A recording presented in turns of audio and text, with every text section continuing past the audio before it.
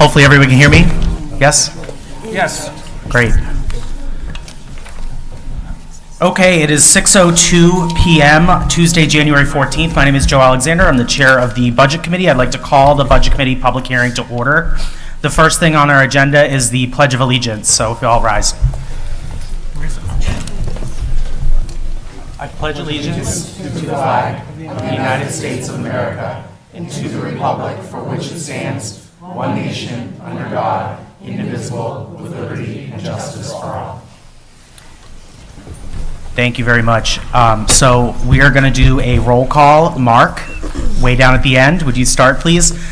Please speak clearly into the microphone so that the public and our minute takers can hear this. Mark Bernard, Village Water Precinct. Richard Manzo. Brian Mazer. Allison DeCesare. Olivia Welch-Erdahl. Laura Stevens. Kelly Boyer, Select Board Rep. Peter Grigorokakis. Doug Pounds. Israel Carey. Samantha Kearns. Elizabeth DeBrule. Frank Hodge. Jared Talbot, School Board Rep. Great, so we have a full committee tonight. So how this is going to go is we're going to start with the 3 school articles. I'm going to call on Jared to talk about the school side of the budget, the way the Budget Committee has voted to send it to public hearing. And then after that, 4 of the Budget Committee members will present the town side of the budget. We'll split it up, so it'll be a little bit of up and down for us members. But with that, I just want to call on Jared to get the show started. And after each article is presented, Jared will stop and ask if there's any questions from members of the public or comment from those members. So we'll continue doing that through all of the budgetary articles that we have tonight. Thank you, Mr. Chair. Good evening, everybody. Thank you for taking the time to come to our lovely auditorium on this Tuesday. Want to talk a little bit about the Goffstown Budget Committee and the work that we are doing. You'll hear a general theme of what the process has been, both on the school and also on the town side. So as part of the school board process, we receive our kind of funding requests, if you will, from the department heads. They go through our administrative filters, if you will. The administration then presents to the school board, and then the school board takes a look at their budget. They have a proposed budget that comes out from the school board, and that goes to the Budget Committee for review. What we're presenting today is what has come out of the Budget Committee review. And again, if there's any questions at the end, we'll make sure to answer those questions to the best of our abilities. So there are going to be 3 amendments that the school board is putting forward. The first article, articles. The first article is the election of officers. So we're not going to be talking about that at this meeting, but we will talk about the district operating budget as well as a request to deposit funds into our capital reserve fund.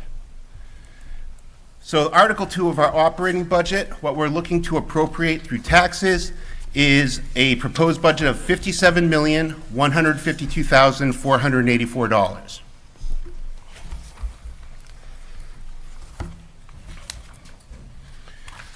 When you look at this, it's really broken down to 3 types of funds. You have the general fund or operating fund. This is where the core competencies, the core operations of the school district comes out of. What we're looking at for this year, what we're actually operating against is $52 million or $52.8 million.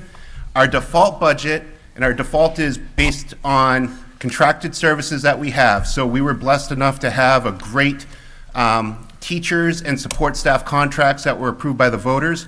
Those increases go into the default budget by our SRAs. So our default budget for this year, or for next year, is $54,134,286, and our proposed budget for our operating fund is $54,389,768. And I know that you can all see the math up there, but we're really talking about a difference of roughly $255,000 between our proposed and our default. The other 2 funds that we have is our food service.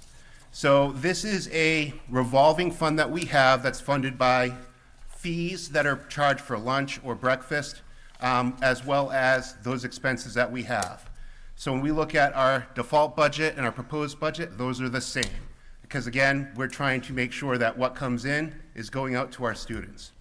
And then the special reserve fund is really that fund that we use to receive grants, whether they're federal or state grants, because we're expending those grants and receiving those grants, we have to have that as one of those items that's raised. But what you see here is the 1.4 million for this year, or the 1.3 million that's proposed. That is really a wash, again, because we are receiving grants for that.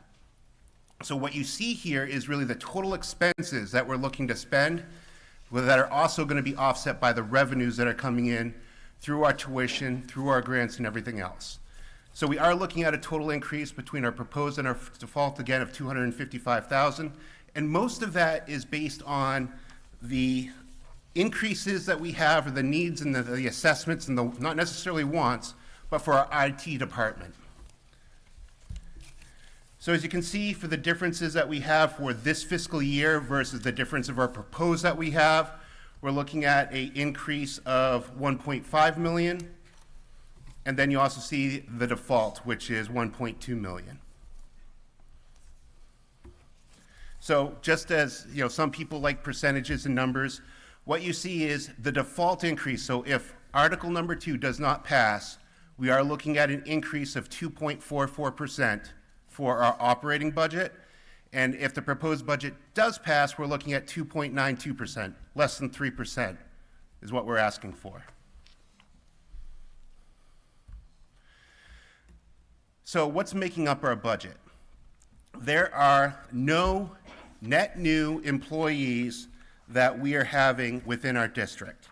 So as many people know, if you've listened to our school board meetings, we definitely try to review the needs and assess the needs of our current situations, and we try to, if you will, cannibalize open positions that we have.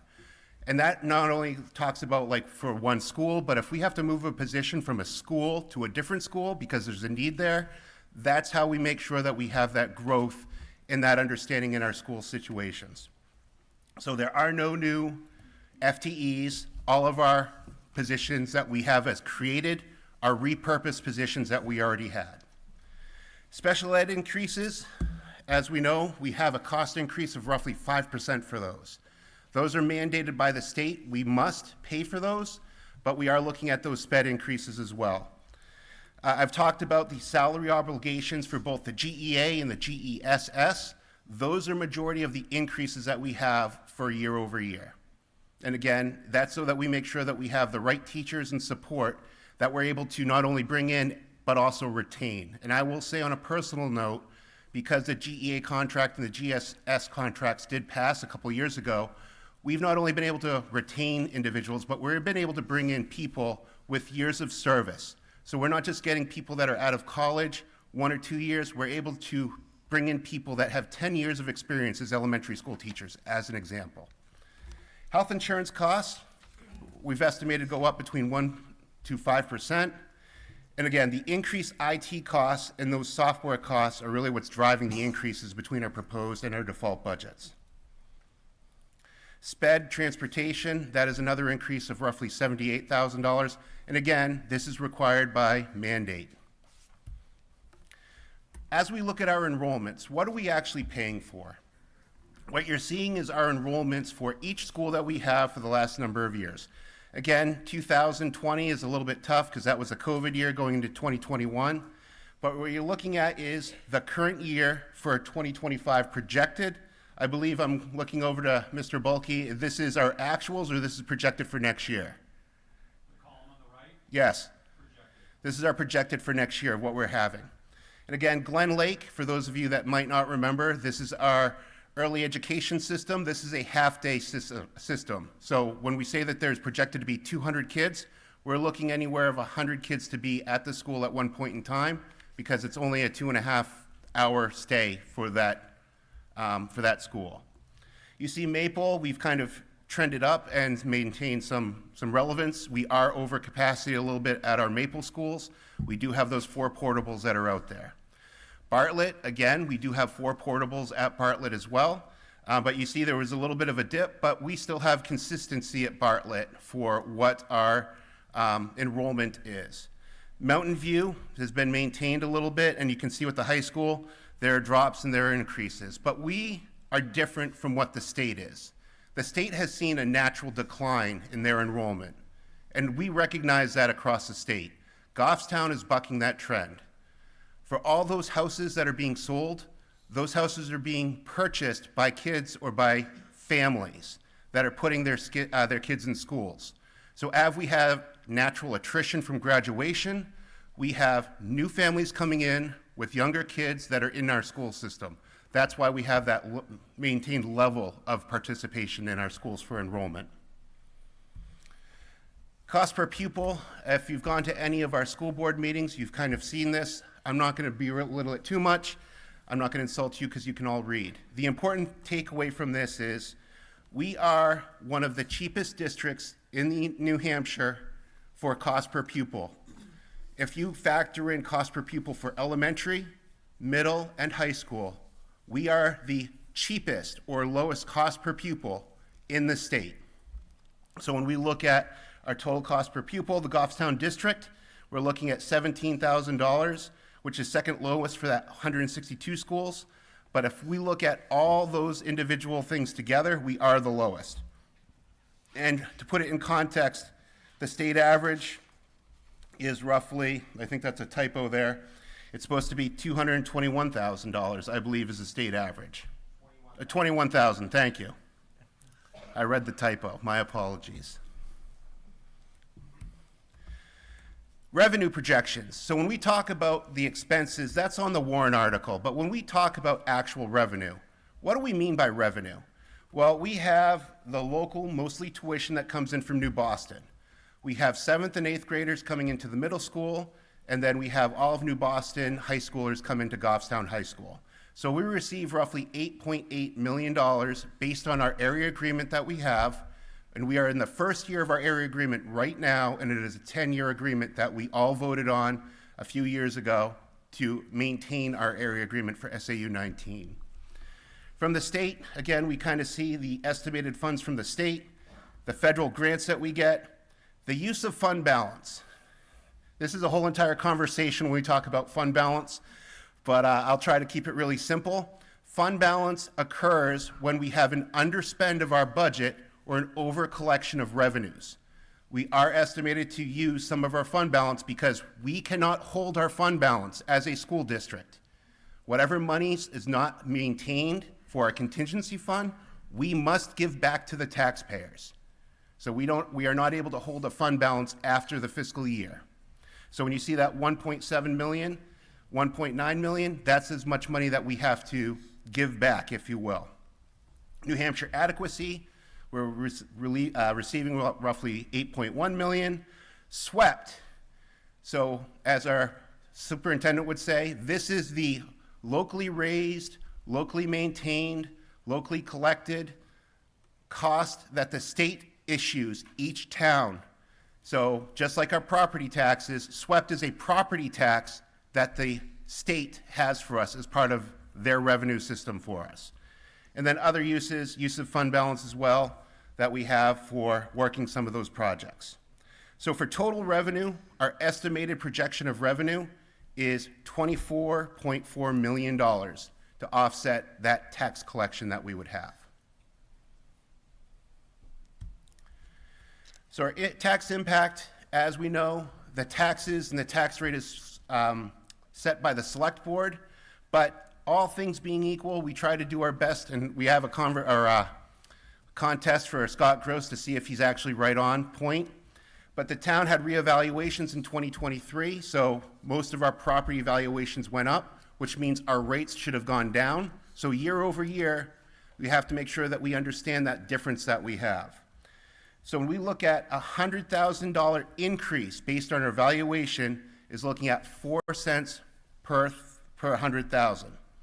So what we try to do is what our actual rates are and what we expect our rate to be for is it 1,000 or 100,000? I think it's supposed to be at 1,000, not 100,000. Another typo on there. But what we're looking at is for our housing median. The median house in Goffstown is $414,000. So we are looking at for a default increase of $192 on our tax base if you had that value for your house. If warrant article number 2 passed, you're looking at an increase of $232. in your taxes, so almost $40. School by school, as you can see, the difference that we try to break out between our default and proposed, as well as how we're currently doing, you can see where the increases are and the decreases are occurring. So the district has an increase of $233,000 because that's where all of our IT work goes to. All of our sped and transportation goes to the district lines. You can see Bartlett, Maple had a drop of $114,000. Glen Lake had an increase because we had to move money around. We had to make sure that we had the positions needed where they're supposed to be. So that's why you see the total for your default, the proposed versus the this year's. School by school overview, some of the things that we've increased in our operating funds, teacher substitutions.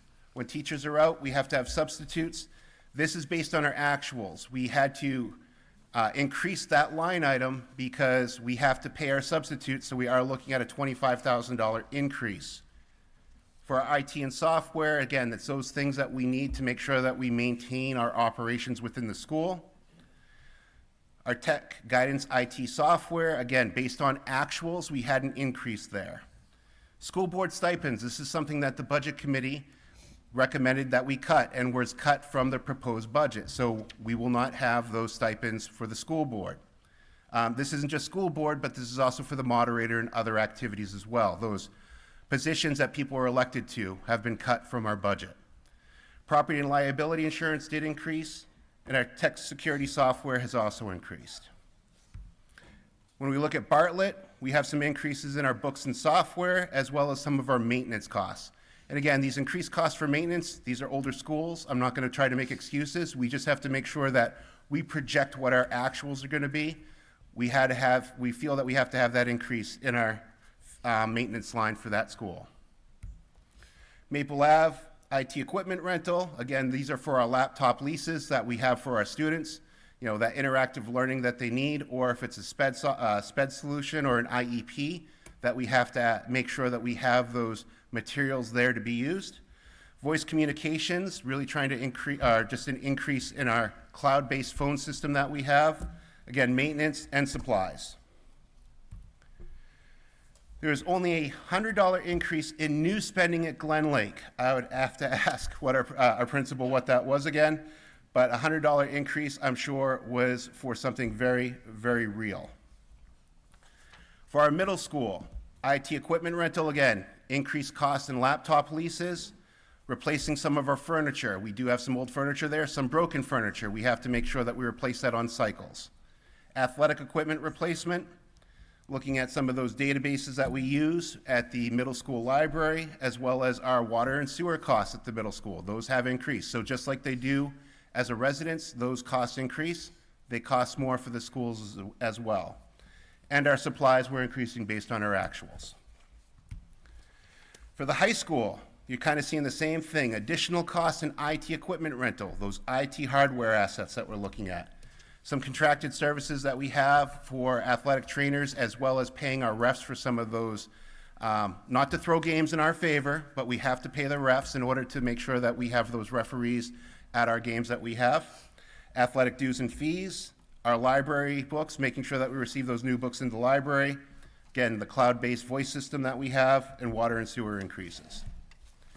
Additional pieces of repairs, you can see some increases of repairs, some maintenance lines, and supplies. So supplies are those cleaning things that we try to get in bulk so that we get a discount.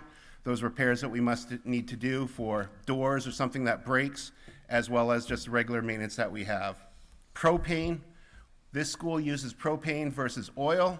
There is that, based on actuals, that increase if we have those cold winters, which we would be projecting that price of propane's increased, we have to increase our costs associated with it. And then co-curricular transportation to make sure that people can get to where they're going. We don't support just sports, we support all co-curriculars. So what you're seeing here is the first section is our default budget. This is the language and the RSAs that we use to make up our default budget. So if we have moved money around from our default, that is reflected within our budgets that we present to the budget committee. And again, this is based on the RSAs that we use to document our work.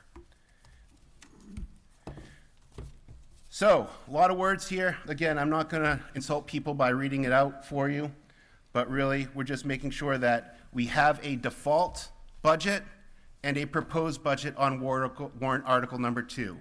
What we vote on is the proposed budget that's been gone through by the budget committee. That will be presented to the voters to either vote up or vote down. If for some reason that is voted down, then we move to the default. Great. I'll accept any questions that might come up. Thank you, Jared. Thank you, Jared. Are there questions from the public? If they are, come on up, Judy.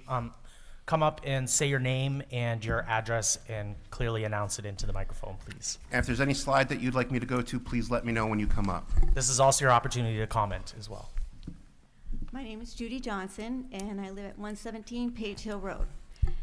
And between students and staff in the Goffstown School District, you're talking almost 4,000 people that our school board manages. And I think it's really petty that you guys took that stipend away. And I highly, highly recommend that you put that in to those hard-working people that serve not only on the school board, other committees as well. That's my comment. Thank you, Judy. Hey, come on up, Adam.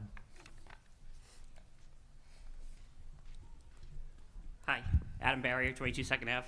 I just want to say you've done a really nice job keeping this a reasonable budget, I think. This is a budget that I can very strongly support. An increase of less than 3% with increasing enrollment and increasing prices is very reasonable. So kudos to our administration and our school board for proposing a pretty solid budget that's very reasonable, I think. Okay, any other comments or questions on Article 2 of the school budget? Okay, Jared, go ahead. Article 3.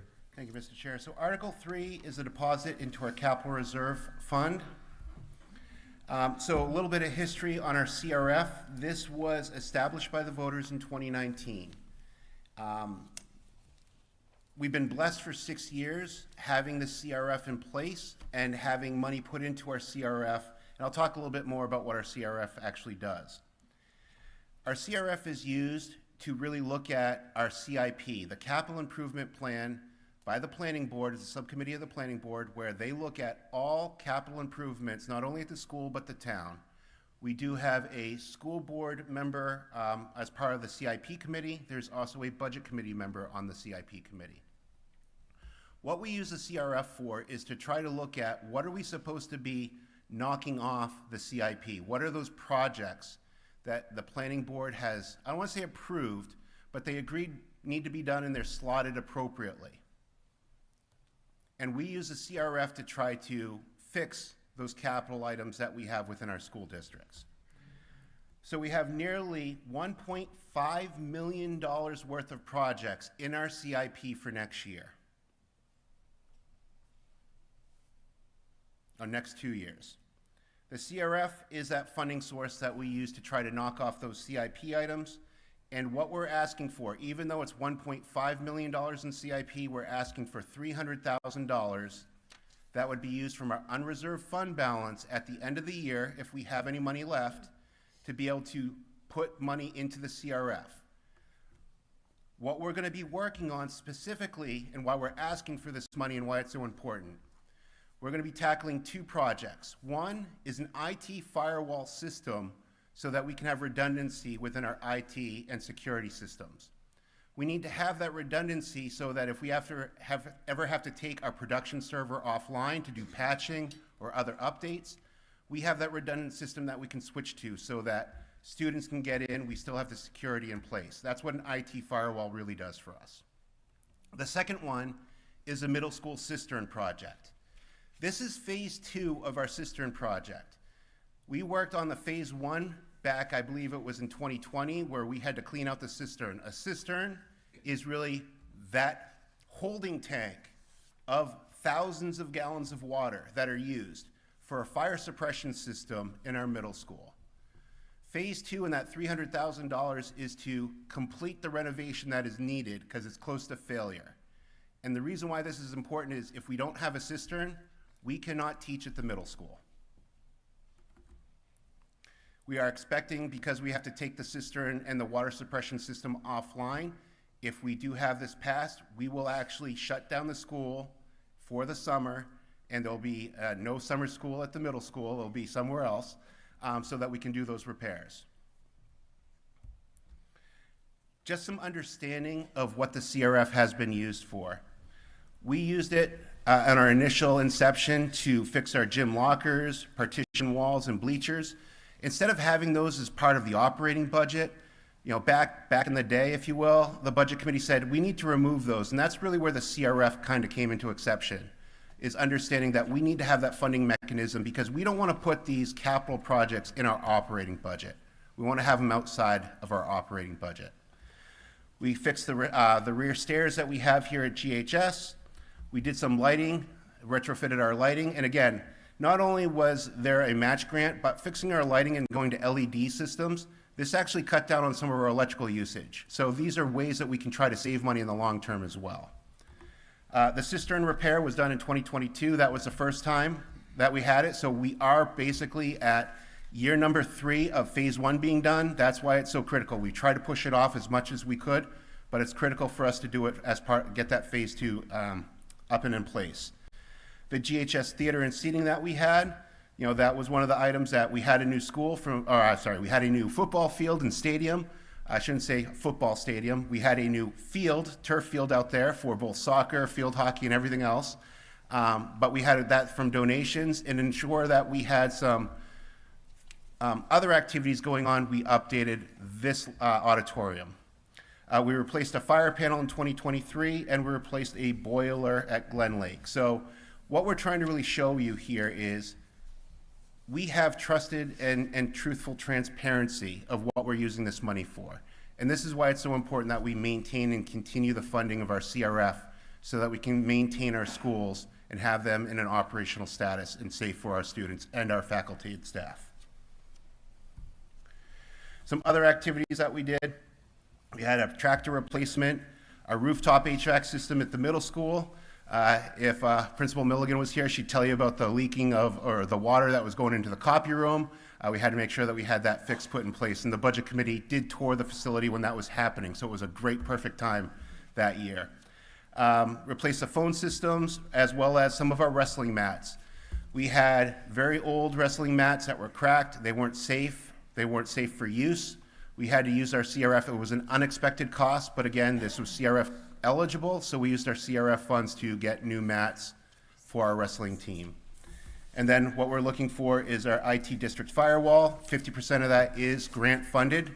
50% would be coming out of the CRF if we have the money, as well as the cistern.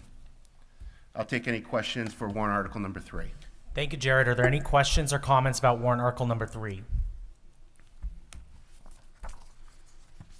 With that, I turn it back to you, Mr. Chair, for the town. Guess you're off the hook. Go.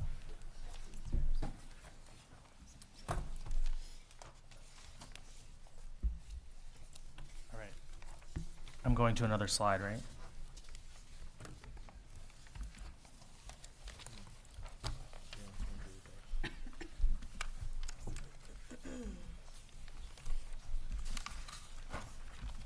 I figured it out. You got it?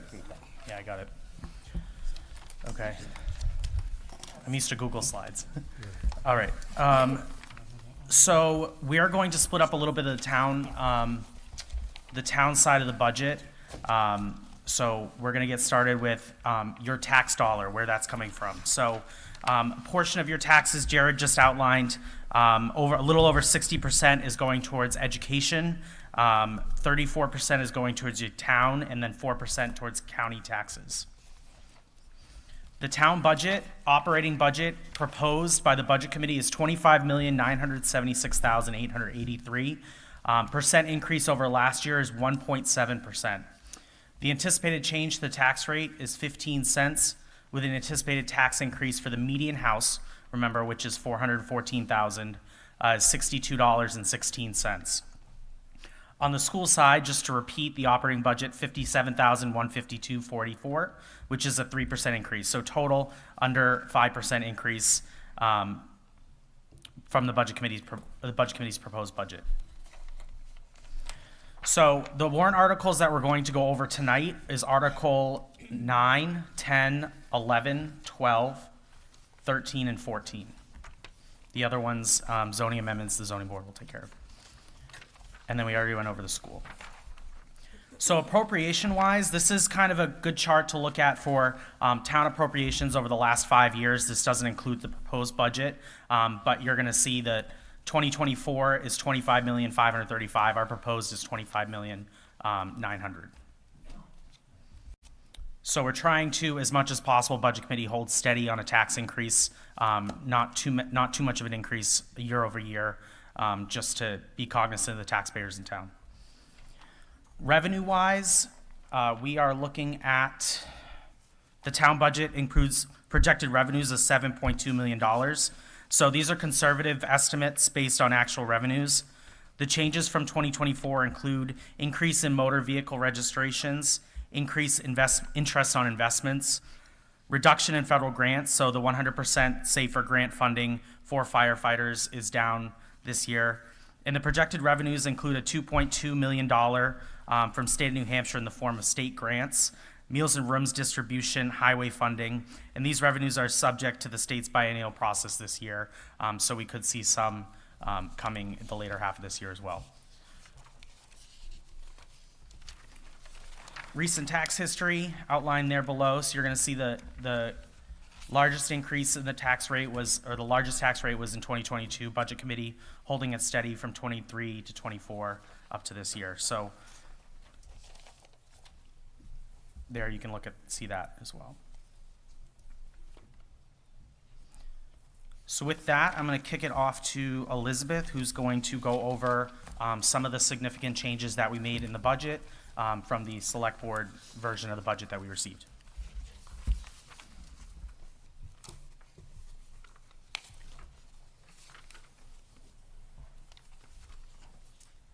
Okay. Hello, everyone.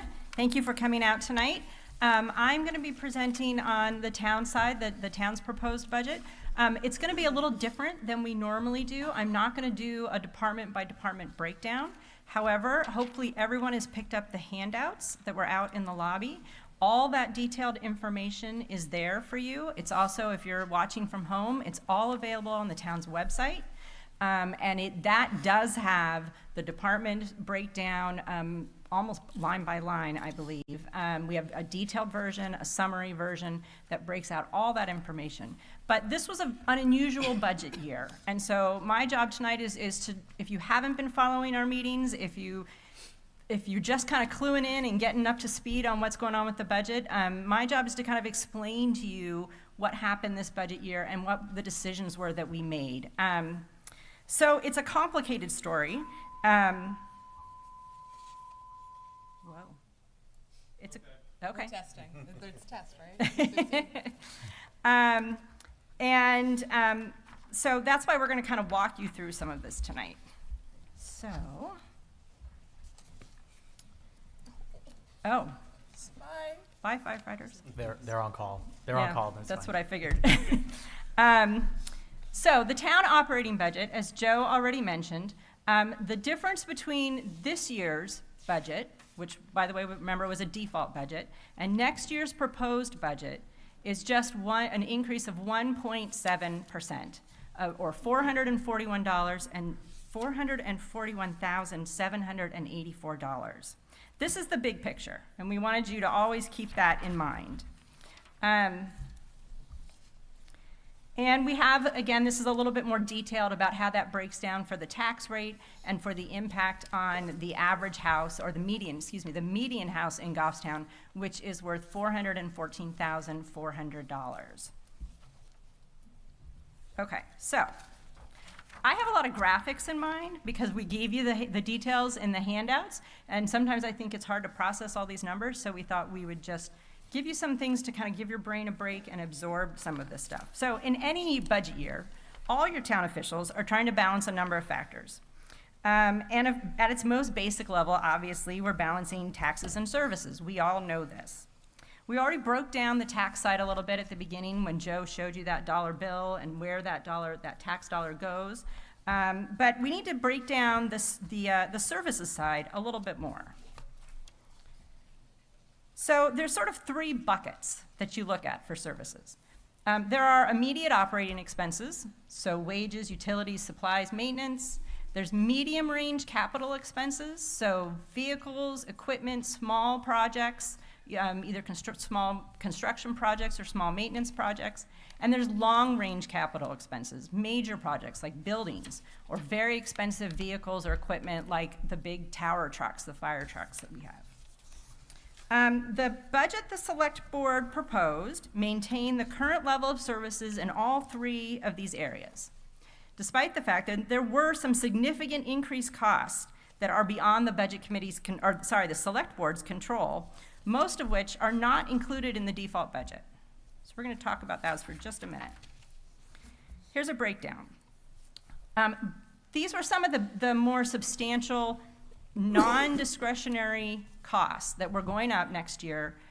You can see from the breakdown, the only one that is in the default budget are the wage increases from the 3 contracts we voted on last year as a community, which was for police officers, police dispatchers and clerks, and DPW workers. All 3 of those unions are in 2025, they will be in the second year of their 3-year contract. And those are included in the default, but that's it. So the other expenses, a 9.5% increase to health insurance, some substantial increases in hardware and software licensing. The solid waste tipping fees have gone up 17% in the past 2 years, and wage increases for non-union employees. None of those things are in the default. But if the town budget does not pass, they're still going to have to find a way to cover these expenses. So the budget put forward by the Select Board did cover these expenses, but it resulted in a $3.6 million spending increase, which translates into approximately a 12% increase. The Budget Committee was not comfortable with that proposed tax increase, which led us to make some substantial changes. Okay, everybody with me so far? Because we're going to go back and talk about one of these things in more detail. Okay. If you follow town affairs, you probably already know that for years, Goffstown has paid its employees less than other communities paid their employees. And we've lost some good people to other town governments because of it. In recent years, the problem has become much more acute, mainly because of broader changes in the labor market in general. Across many sectors of the American economy right now, there's a labor shortage. There simply aren't enough people to fill the jobs that are available and that are necessary to provide the services we've all grown accustomed to. You've probably noticed this in areas like retail or the trades or anything to do with dealing with the public. There are lots of vacancies, and this has been particularly true for local government. Police and fire departments have been especially hard hit, but this is pretty much true across all town government. It means we have vacancies that we can't seem to fill, some of them in very critical areas. And it means we have a higher staff turnover than we're used to seeing. In fact, the town has been experiencing about 30% turnover, which is both expensive and inefficient. Hiring, onboarding, training, equipment, and equipping new employees, all of that costs money, both in outright cash and in time spent by other employees like managers in finding people and bringing them up to speed. The fact that our community pays its employees less than the communities around us makes all this worse for Goffstown. Because why would someone work here when they could work just down the road and earn more money doing the same job? In response to this problem, the Select Board commissioned a study in 2023 to explore the issue of employee compensation. The study found what many of us had long suspected. Town of Goffstown employees were paid on average at about the 46th percentile.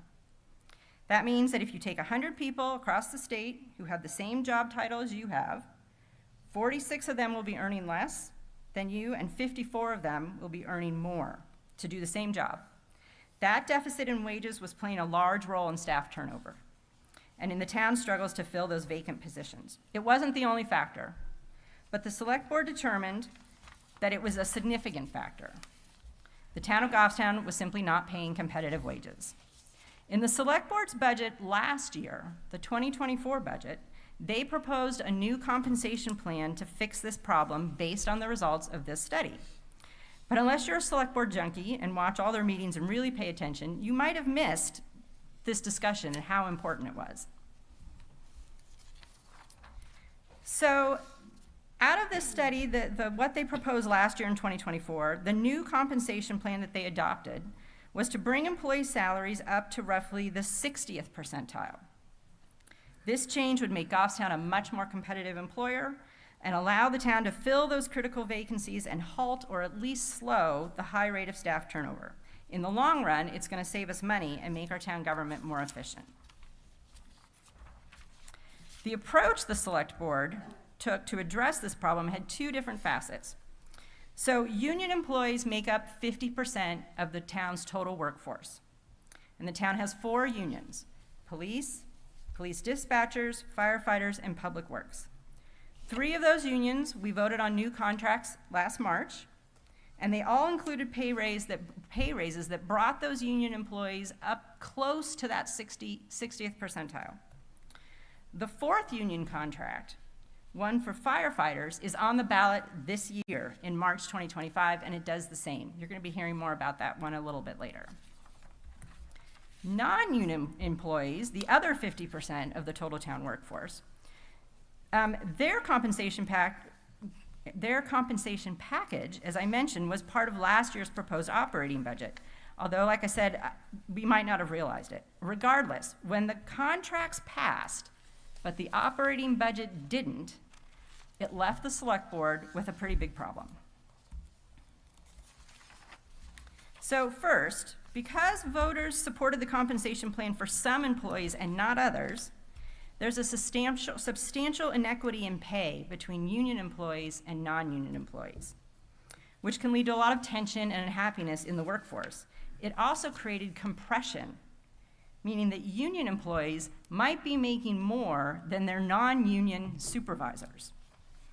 And it could also lead to the non-union employees forming a union, which is not a desirable outcome. Second, the problem of high turnover and the inability to fill vacant positions still exists for a good portion of the town government. In fact, with the extra burden the vacant positions place on existing employees, the problem will probably get worse as existing employees leave for government positions in other towns that offer a more reasonable life-work balance. And third, the data gathered in the compensation study that the town undertook in 2023 would only be valid for a limited period of time. The data collected in 2023 was based on what towns were paying in 2022, and if the plan wasn't implemented until 2024. So that would put us much farther behind. If the report was going to be worth the money it cost, the solutions it proposed had to be implemented sooner rather than later. In light of all this, the select board decided to shift funds around in the 2024 budget to go ahead and enact the new compensation plan for the second half of the year. The select board is perfectly entitled to move money around the budget. The voters give them, they just can't spend more than what we authorize.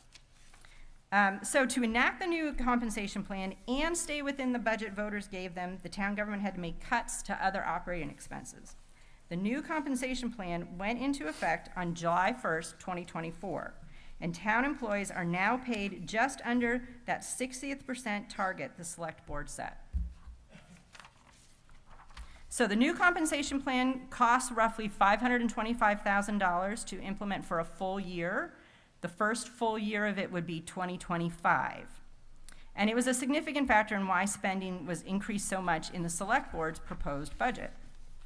Now, we're finally getting to this year's budget season. That was all the immediate background. The budget committee understood the problem with employee compensation and the need to prioritize it. I think the budget committee felt unanimously that the people who work for our town are our greatest resource and that they are worth investing in for all of our sakes. We want to be good employers, And we also know that employees feel valued and appreciated, particularly in how they're financially compensated, are more likely to go above and beyond in providing services to all of us who live here. Goffstown employees have already been doing that for years. So we agreed with the select board in the need to continue the new compensation plan. But in order for that to happen, it is imperative that the operating budget is passed by voters this year. Another default budget, because remember that compensation plan isn't in the default budget, but another default budget would put the compensation plan in very serious jeopardy. And if the town has to go back to its employees and rescind the raises they gave last year, it would likely result in more damage to our staffing levels than we had before.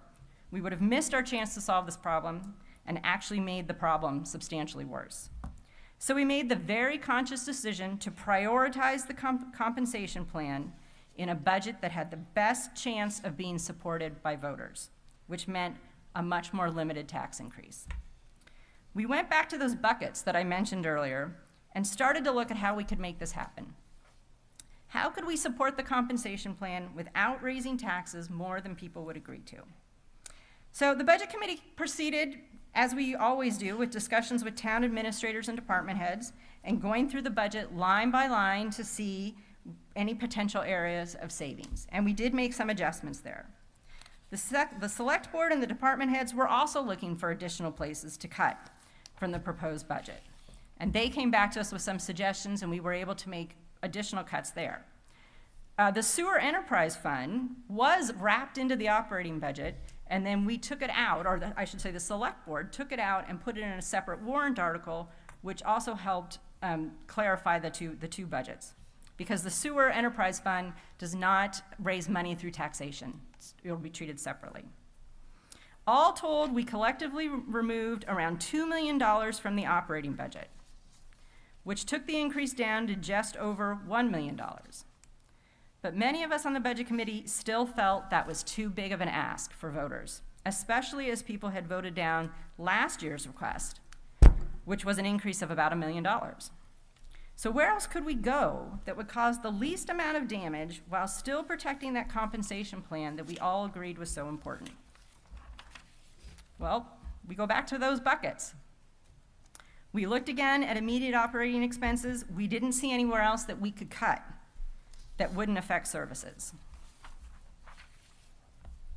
There were 3 items in the proposed budget for the long-range capital expenses, and we'd already took 2 of them out in that first round. There was a culvert project for, I believe, Montalona Drive that had 90% grant funding, and the town, the select board figured out how to get the matching funds we needed from within this year's budget. And there was a proposed project to fix the tennis courts and add some pickleball courts, and that was removed from the proposed budget altogether. We still had the road plan, which was budgeted for $1.6 million, which is what it was budgeted for this year as well. And we're going to come back to that in a minute. And then the median range capital expenses. Well, that was the only other place we could go to find that money. And here's what we did in that area. We kept the following things that had been requested. $35,000 for 5 new ballot machines. There's a grant that will offer some offsetting revenue for these, but the grant is time sensitive. In addition, the old machines are so old that the software is no longer being supported. Also, with all the attention being paid to election security lately, I think we would all feel better with new machines, although I want to reiterate, just like the old machines, the new machines will not be connected to the internet. We kept $20,000 for an HVAC study for the Pinardville Fire Station, because that's an old station. And we're spending a lot of money trying to heat it in winter and cool it in the summer. The study hopefully will provide us with some options to find efficiencies there. We kept $20,000 for new windows for the library. The initial request was $40,000, we cut that in half. There is a grant opportunity that the library is looking to pursue to complete the window replacement and potentially repoint the brick building, which is they're expecting to ask for that next year. The money in this year's budget is needed for the community match for the grant. So they're thinking about bundling those 2 projects together, use the $20,000 as a community match. And it's the library, again, it's a beautiful, another old building, and however beautiful it is, they are struggling to keep water out of it. So we also, going back to that road plan, even though that's a long-term, long-range capital expense, I put it on this slide as well. We kept 2/3 of the road plan and cut the other third, which was $450,000.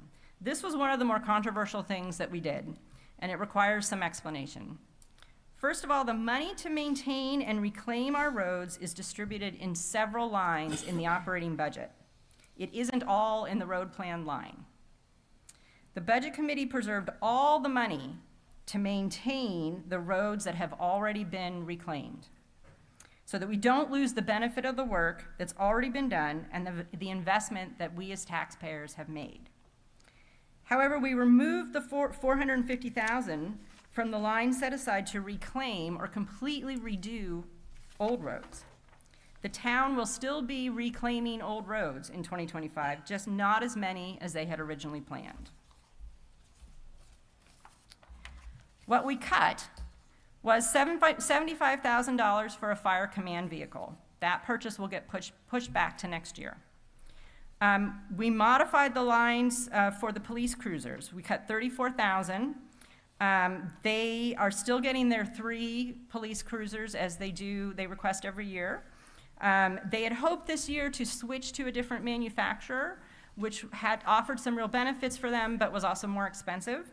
In light of everything else that was going on, they agreed to stick with their current manufacturer for these 3 cruisers, which allowed us to remove $34,000 from the budget. That $20,000 from the library, I already mentioned, and the $450 from the road plan, a third of that total request. The last item is also very controversial: $715,000 in vehicles and equipment from the Department of Public Works. That was their entire request.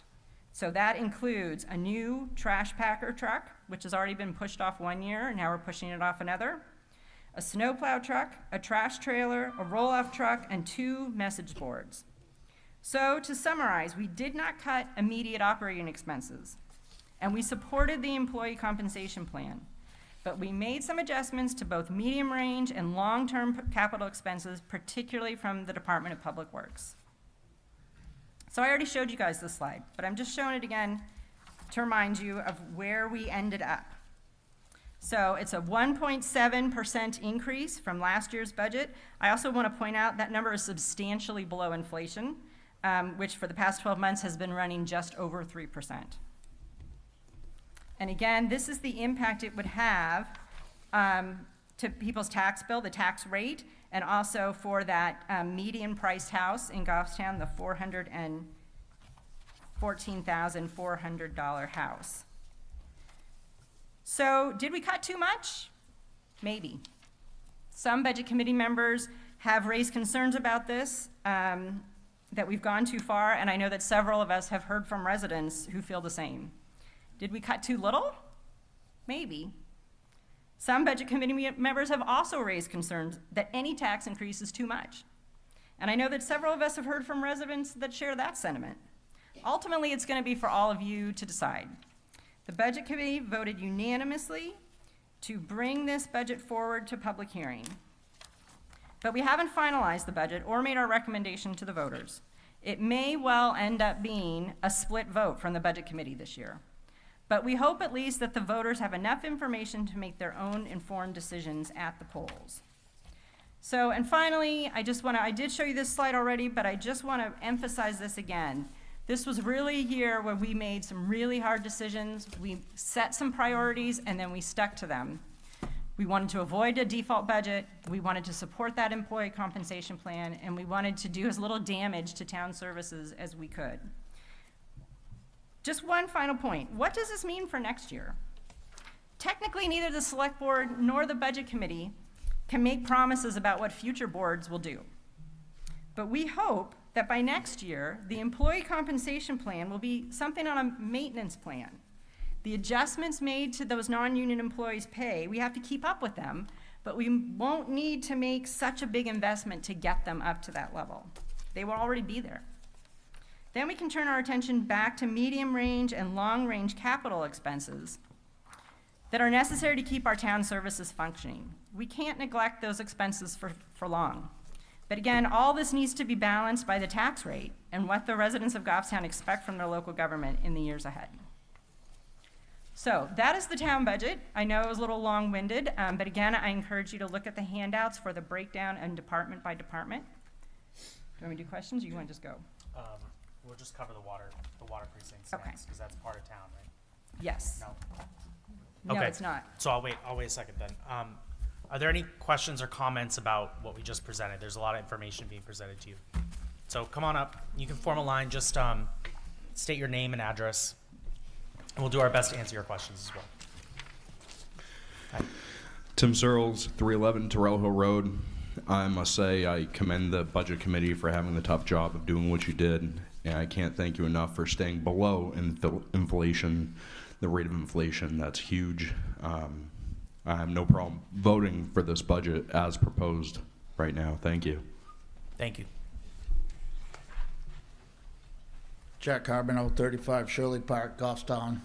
I would also be in support of both these budgets. I do have two questions. One is, in your presentation, it said that it would, the non-employee compensation would raise us up to 60% of the median, but that is not the 2025 median. That would be the 2023 median based off the numbers? No? It's been adjusted. I'm going to confirm this, but I believe that's from our discussions that it is continued, the matrix is being adjusted to get, we're just under that 60th percentile, and we're working to. There is a matrix adjustment to match inflation from 23 to 24, yes. Yeah. So for the public, there's a matrix adjustment to adjust for inflation from 2023 to 2024. Yeah, it's key that once we get here, we stay here. Yes, if the adjustment is high, then it would be 60% if it's high enough. Okay, accepted. And then I worry about the cuts made to the town budget, because it is vehicles that were removed, and all we ever hear is that we want to see it run as a big business. Every $30 million business that has a fleet of vehicles has a replacement schedule, just like the DPW had a replacement schedule. So technically, we didn't cut from the budget. We kicked the can down the road till next year. And that's my biggest concern. But I appreciate the work to keep taxes under control. I know it was said that I don't care about people's taxes, but I have a lot of tax liability in this town. And I don't love to see taxes, but I do love the town, and I love the employees that work for the town, and I want to see them treated right. Thank you. Thank you, Jack. Hi there. My name's Megan Terrio. I live at 1 Timberwood Drive. I just wrote something. So good evening. First, I would like to sincerely thank you all for the time and dedication that you've shown to our community. I know this gig is thankless and unpaid, and I appreciate your commitment. I'm here because I know that there are a number of folks in this room and on this board who would probably describe themselves as fiscal conservatives. And while I can appreciate a prudent, responsible approach to spending taxpayer dollars, I don't believe it's responsible or prudent to pass a bare-bones budget. And further, I don't believe it is a fiscally conservative choice for the long term and for future taxpayers, many of whom will still be us. Instead, I think it is short-sighted and myopic, and that we'll face the very real, very expensive consequences of this approach sooner rather than later. As it stands, we already have infrastructure, systems, departments, and personnel that are being pushed beyond capacity. We have roads that, if not repaired, will soon need to be replaced later. We have police and fire departments that are understaffed and are actively losing current employees to neighboring communities that offer significantly higher pay scales. We have a school system that, for the lowest cost per pupil in all of New Hampshire, consistently outperforms its state and national counterparts in practically every metric at every grade level, despite years' worth of deliberate yet discreet state education policy that has allowed for millions of public dollars to be siphoned off into the coffers of private institutions, the vast majority of which are not held to the same standards as public schools and do not serve the same populations of students as their public counterparts. While I know that none of us likes paying taxes, I think it's worth thinking about taxes a bit differently. Rather than thinking of taxes as a financial burden that has no benefit, I think it's worth framing the conversation about taxes as one that is ultimately about investment. Taxes are essentially an investment that we're making in our community and in the retail value of our own homes. And while we might not see the returns firsthand because we don't have kids in public school, or we don't use the library, or we have never needed the fire department, or we don't play pickleball, we certainly do see the return on our investments when we go to sell our homes. Right now, residents are able to quickly sell their properties at a premium because people want to move to Goffstown. They want to be part of this tightly knit community where neighbors show kindness and generosity to each other, even if they don't agree on lots of issues. They want to have their kids educated in high-performing schools. They want to enjoy our pumpkin regatta and our quaint Main Street and our GHS Christmas concerts and our musicals. They want to have a fully staffed police department and fire department. They want trash pickup and quickly plowed roads and lots of library programming. Lots and lots of people want these things, and we know that because buyers are pouncing on homes as soon as they're listed for sale. I fear that if we continue with this approach of bare bones budgets long term, we'll be forced to contend with the inevitable consequences, which will be a community of compromised infrastructure, inferior services, and inadequate schools. In short, a community that no one will want to purchase homes in, and a community full of residents who will not be able to enjoy a return on their investment. Thank you. Thank you. Hi, I'm Judy Johnson again from 117 Page Hill Road. I do want to thank you all. I know you had some really, really tough decisions to make, and I appreciate every moment that you spent making them. However, the stipends that you cut, I think, were petty. These people work, the select board works not just on one committee, but on several committees. They are out several nights a week. And I really would appreciate if you guys would reconsider putting those back into the budget, because it's such a small percentage of the total budget. And I think that our people that stepped up to help our communities, I think deserve that. That's all I have to say. Thank you. Henry Geiss, Amoskeag Drive. So, two things. One, on notice for anybody from any other board or committee that may or may not have said that they were going to ignore the recommendation of this budget committee, you're seeing a lot of support. And for me personally, my hat's off to you for the long nights, the hard conversations, and the work that all of you put in to try to do something to alleviate the tax impact on the individual civilians out here that own properties like myself. You guys worked really hard to bring this from over 12.5% to barely over 1.5%. That was dramatic, and I appreciate your efforts. Thank you.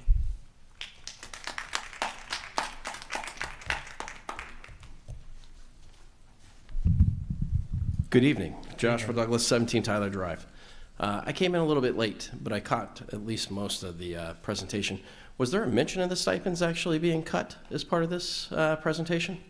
I mentioned that we made some adjustments when we did the line by line, but I didn't specifically talk about the stipends. Can you tell us which stipends were kept, which ones were actually cut? So to answer your question, we cut every single elected official stipend save one, which is the town clerk, Kathy Ball, who's there 40 hours a week as a town, functions as a town employee. Is there a plan to make her a salaried employee then? Not that I'm aware of. Okay. So what was the reasoning behind cutting the stipends? I think every member of the committee had their own reasoning voting for it. I mean, me personally, I think if you're in an elected position, you really shouldn't, like, you run to serve. And, you know, if I look at the first thing to be cut out of the budget when people are asking to alleviate the tax load, I would see elected officials as the first one. Did you compare other towns to determine whether they're actually paying those officials versus actually giving them a stipend? I asked around with a few colleagues, but we didn't collect So you didn't do data. any assessment on that. So do you care about all employees, including the ones that are elected, or just the ones you see fit?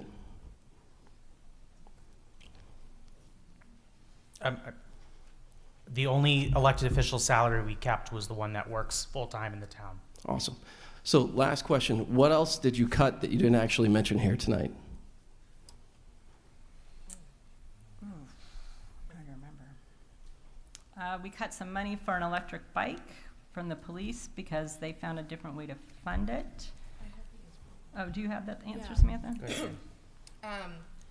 So we cut $27,239 from the select board stipends. We cut $9,300 from the supervisor of the checklist stipends.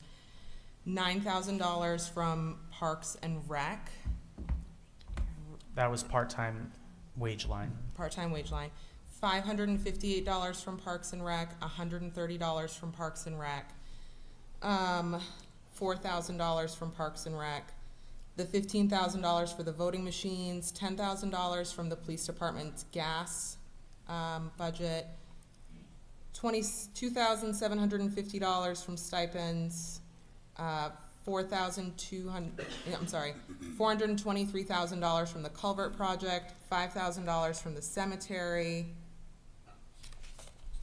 I think, this is our handwritten note, so I think I have everything. Okay. Are any of those being put forward as warrant articles moving forward at all? So we'll be discussing that further. I believe the select board last night made a recommendation to put forward an article to fund the road plan funding that was cut from the budget committee budget. Are there any warrant articles that you're aware of that anybody on the budget committee is submitting that is in addition or additive to the budget?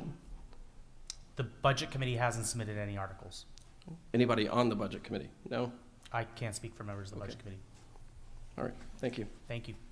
I do want to point out that many of those cuts that we made were not like random cuts. They were things that we actually, the department heads and the select board and the town administration continues to work with us through the budget season to identify things. So some of the things were things they brought forward and said, you know, I think we can do this for less, so we're going to make this change. So. Thank you. Diane. Okay. Diane McCarthy, Mountain Base Road. Could you refresh my memory as to where we are on the roads plans and then on the DPW equipment? And I asked from a perspective of long-term. 15 years ago, we cut $1.5 million off the road plan because we were in a similar environment to what the budget committee has experienced this year. You remember that all the conversation was around no tax increase, no tax increase. So we cut $1.5 million from the roads plan. We fell behind on the roads plan. That put us, which in Jack's words, kicked the expense down the road, kicked the can down the road. We spent years trying to make that up. Did we ever make that up? Have we ever gotten back on schedule with the roads plan, or do we continue to be behind? And does that same situation exist for DPW? Did we ever catch up with our vehicles? Do we know? So, a little bit of, it's more ancient history on the road plan. I mean, the original road plan as proposed by Carl Coram in the 90s, I think, had an aggressive timetable that we never, as a community, funded it at the level he requested, except for, I think, the first year. And I'm going off my memory here. Yeah. But I believe ever since then, we've cut the amount that's gone into the road plan. And you and I both remember there were years when there was like $750,000 in the road plan. So I feel a little out of my depth to my understanding of the road plan is that it's never really going to be completed, that it's going to be a perpetual effort to, by the time we finish it, we're going to have to go back to those old roads because it'll be 30 or 40 years later and redo them again. Because it's a predictable schedule, but I guess, looking deeper into my question is what are the impacts to our community? Yeah. Because it gets expensive every year. Every expense that we delay this year, if we even put it out 5 years, that's hundreds of thousands more. So does anybody have a sense of what the consequences are? Go ahead, Kelly.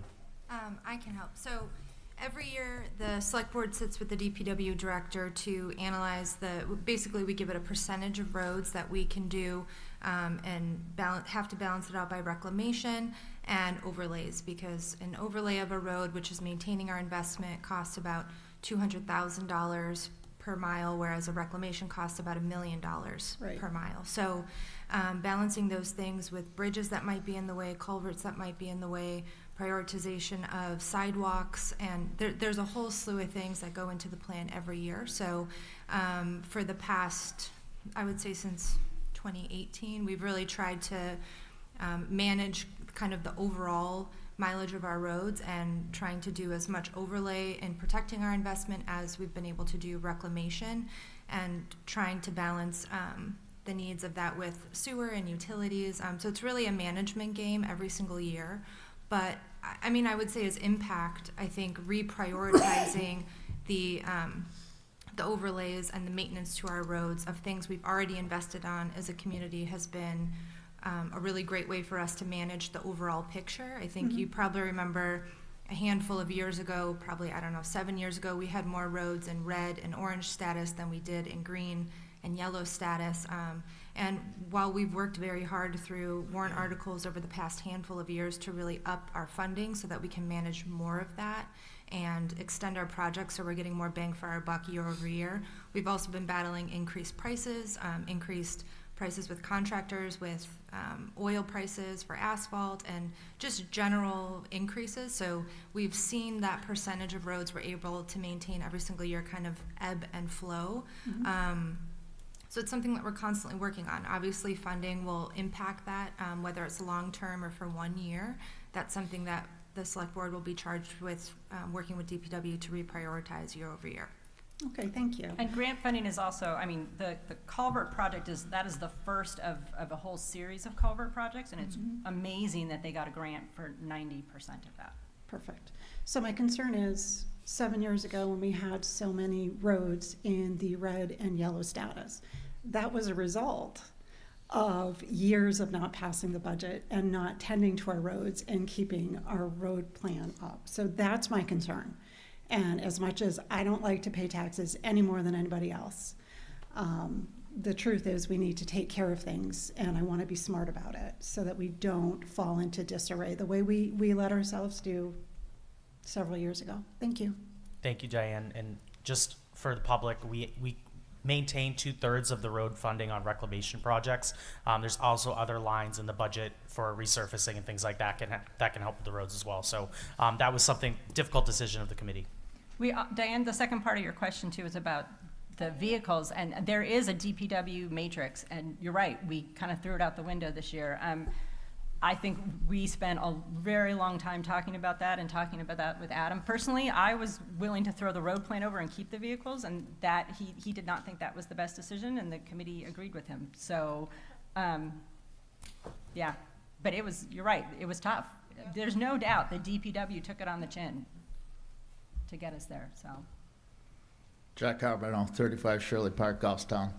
I'll let it go after this, I promise. It's an answer to the question, but first a question to make sure I don't speak out of turn again. The field trip never went back in the budget, right? No, the field trip is not in the budget. So This is the answer school to the budget. gentleman's budget, yeah, is the school budget. The other thing that was cut that was not mentioned here at the meeting was an $8,700 physics field trip to Canopy Lake Park, where the students go there and then do a packet of questions and answers on physics problems to put out there. So I have to do my due diligence to say that was one thing not mentioned in Jared's presentation. So I'll toss it out there. Thank you. Thank you, Jack. I'm too short for the microphone. Hi, good evening. Melanie Renfrew Hebert, 23 College Road. Thank you, each and every one of you, for being on the committee and for the work and the efforts you put in, the discussions that you had, and the care that went into creating this presentation and all of the motions and things that were involved with the budget committee meetings. I had a few on my list that I didn't hear in the gentleman's list of things that weren't in there. One of them, my friend Jack just mentioned, the physics project and field trip. I don't know how many of you remember a couple of years ago when we had COVID and a number of activities for the students in our schools and especially the high school had to be canceled or delayed for a long period of time. And so some students had to leave our town and move on to the next stages of their lives without having had those opportunities, which are like milestone opportunities for them because of COVID. Now we have members of our budget committee who are stating that we should not be paying for field trips for our students because their parents should be paying for that. Or maybe they didn't fundraise adequately, and maybe they should do that again.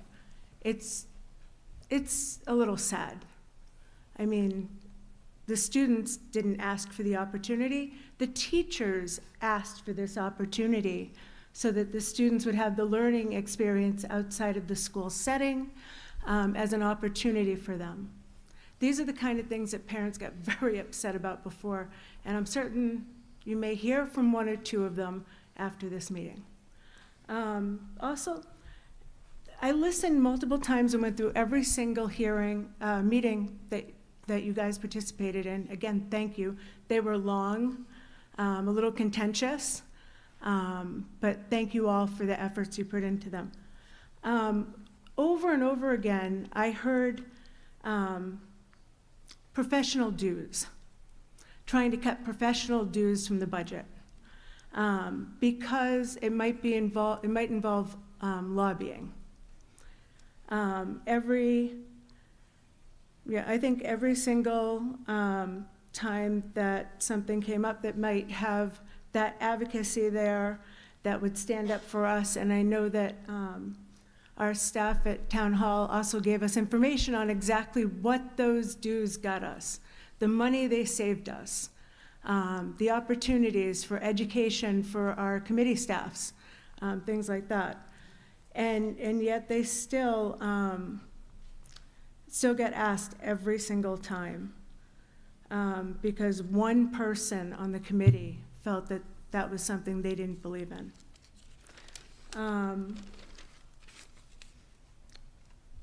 Let's see.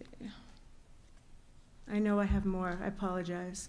Well, It was just very to long. clarify, Melanie, we did not cut professional dues, so we did have that discussion, but I just don't want the public to be confused about that. Oh, No, thank I you don't for the believe any of those clarification. votes. Yeah, I don't think any of those votes passed. Okay, thank you, Elizabeth. Appreciate it. Anyway, one of my main points that I wanted to make beyond what I was just talking about is the fire department. The fire department schedule is set, and they get help in setting that for safety of our firefighters and the equipment on the roads, and it's set by individuals who know when these things need to happen and how that can affect the operation of our safety equipment. The same with our police department. And so cutting or pushing down the line the necessary upgrades for that equipment is dangerous for our community, dangerous for our firefighters who are also members of our community. It feels irresponsible as someone who lives in our community. Thank you. Thank you, Melanie.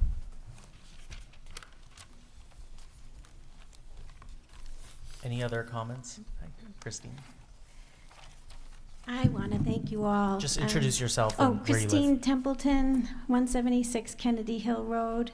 And I do want to thank you all. I've seen what you folks have been going through, and I love seeing you working together and collaborating and sharing and working as a team, really. And I really appreciate it. I just want to mention the stipends, to me, is a noble sacrifice. All of you, I don't think, get any stipends, or most of you. And the state reps, I think, get $100 a year to cover their gas. So I think it's a noble sacrifice. I think that's why people serve in the town, is to volunteer and to be servants and not to get paid. So I just wanted to say that. Thank you. Thank you.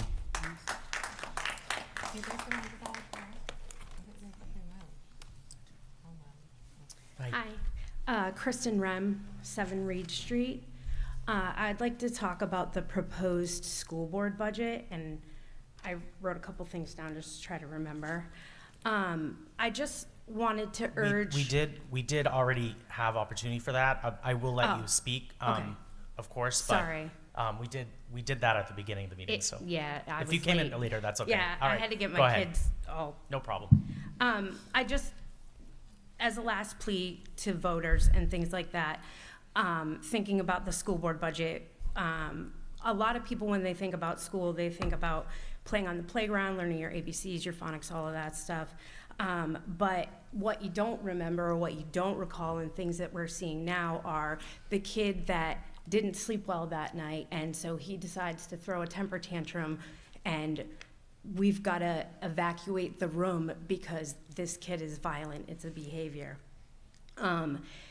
You know, it starts the same time every day. You guys don't think about that. You don't think about the kid that decides it's a good idea to start his day flipping a chair, or swearing at anybody who talked to him, including your children. Most of you think about the good memories, all the fun you had, the friends that you made, because these things were a rare occurrence back then. We don't have what we have now. You would never, I've never seen more things in the very short 3 years that I've worked at the school. So you can only imagine what our teachers, admin, and veteran paras have seen. So I can't idly sit back and watch our town be decimated by those whose voices are the loudest. I see tons of people in our community attacking teachers, making ill-informed statements, and trying to attempt to make changes to policies that are just going to continue to hinder education. When we hear the back and forth discussions why one person believes that money should be cut because of whatever reason, and I'm going back to the field trip thing, you know, what if that $30 is the difference between food for a week for a family because they're too proud to ask for help? I can go and make more money at Target than I can working in our school system. I would probably double that in a 6-month time because I would be a supervisor, because I'm smart, I'm intelligent, I came from a great school system. I'd sleep better, I'd have less stress, and I'd probably work a whole lot less than I do now. Each and every day I wake up and I go to school in mind to be the person that I needed, to be the person that my children needed, to be the person that your children need. Because some kids don't get what we see as an idyllic, perfect family at home. And that's why we have behaviors. So when I hear the budget committee talk about trying to cut like the SEL teacher, who these children have parents at home who don't know how to regulate their own emotions. Monkey see, monkey do. Children are sponges. This is what they see. They bring it to school. And if you think we don't know, we do. We want, every person at school wants the absolute best, sorry, I'm getting like dry mouth, wants the absolute best for every kid in this district. That is why we work here. Every person that I have talked to in the school community is worried about their jobs. And then everything gets twisted with a game of telephone.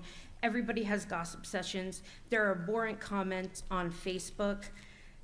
We have a board that asks the tough questions, that does the uncomfortable, tough work. We all do, everybody does, but we all have to do things better, and we have to do things better together. What I want to make as a final point is that as far as taxes are concerned and school, I live in a household with a spouse that says, I don't even want to pay my taxes for school. All you are is a babysitter.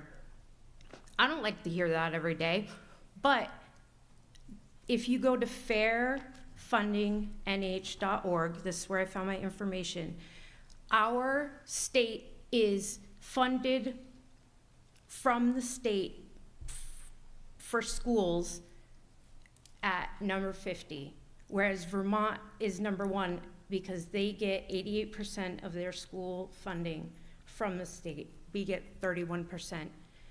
So when this budget committee stands and tries to cut things that are absolutely vital, it hurts my feelings. I don't know if anybody who makes the decisions has been in a school classroom, and actually a 1-hour observation doesn't help. I don't know if you actually know, and I know it's the same thing, you can't come in and do it, but if you could see what we see every day, you would want to pay everybody double. And I ask the voters to ask questions, ask the hard questions, try to agree to disagree, and just be kind to each other. And that's all. Sorry. Thank you.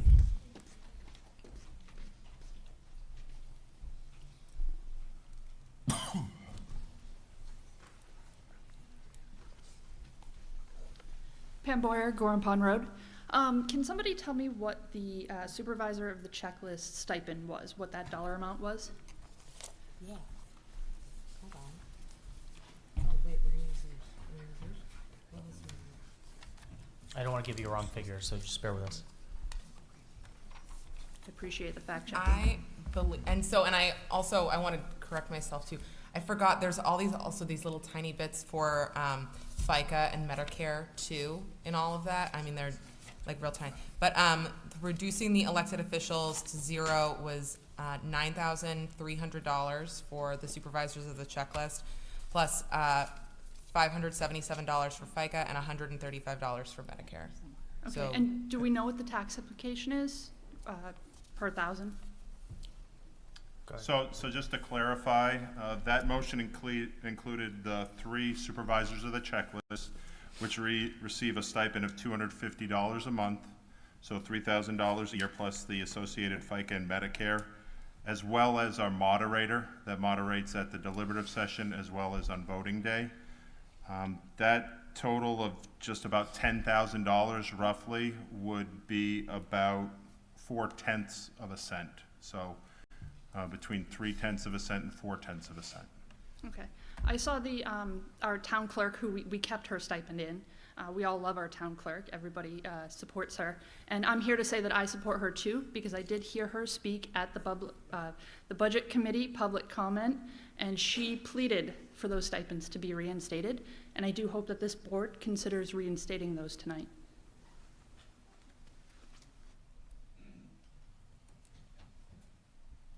All right. Anyone else wish to comment on the town budget as presented by the Budget Committee?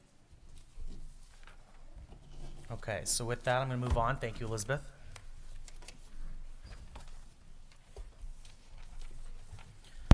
All right, next up on the agenda is our water precincts and our sewer enterprise fund. So the Budget Committee reviews all 3 budgets. None of them receive money through taxation or affect our tax rate.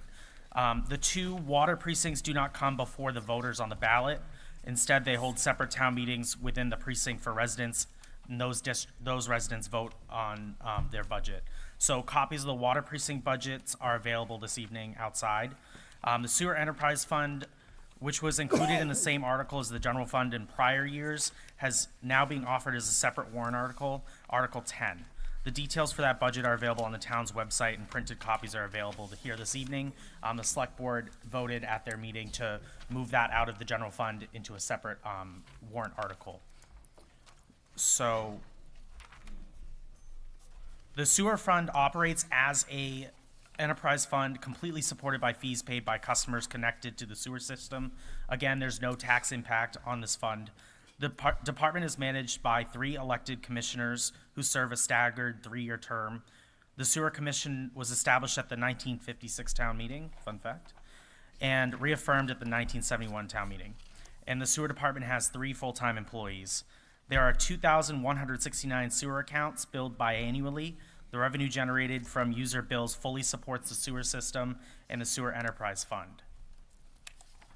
Are there any questions or comments from the public on the water precincts or sewer enterprise fund?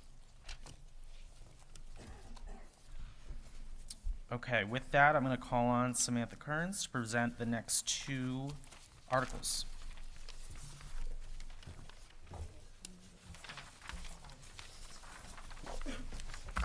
You can, Sam, this is here too.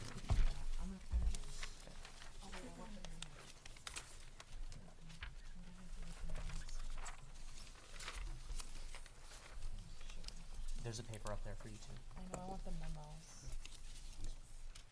No, the memos that we got from the fire department. Give me 1 second, folks. Just bear with us 1 second. I knew I took them out. Do you have them handy?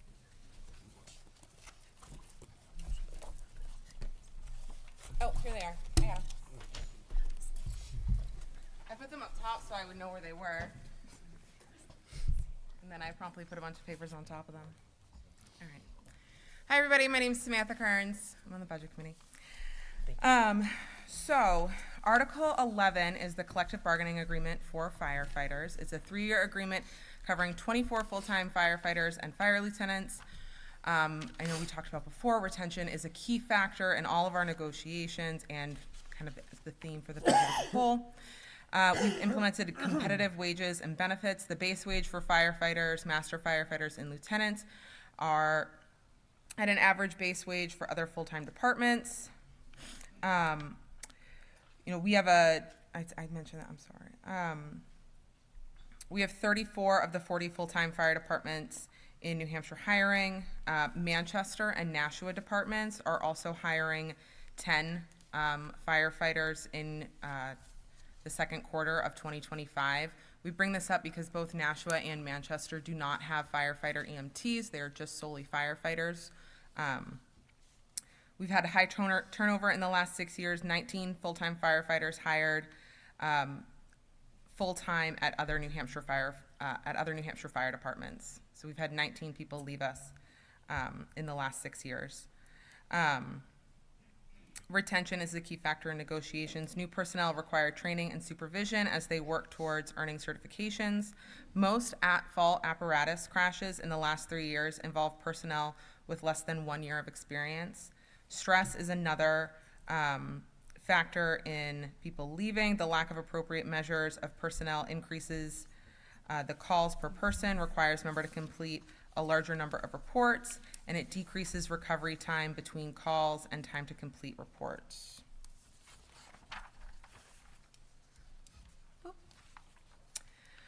You can see here the total cost of the new contract over its 3-year lifespan, along with the tax impact for a median Goffstown household. Again, the budget details are available in the handouts and on the town's website. And so I'm going to open it up for some questions. Thank you, Samantha. Are there any questions or comments on the fire collective bargaining agreement? Yeah. Come on up.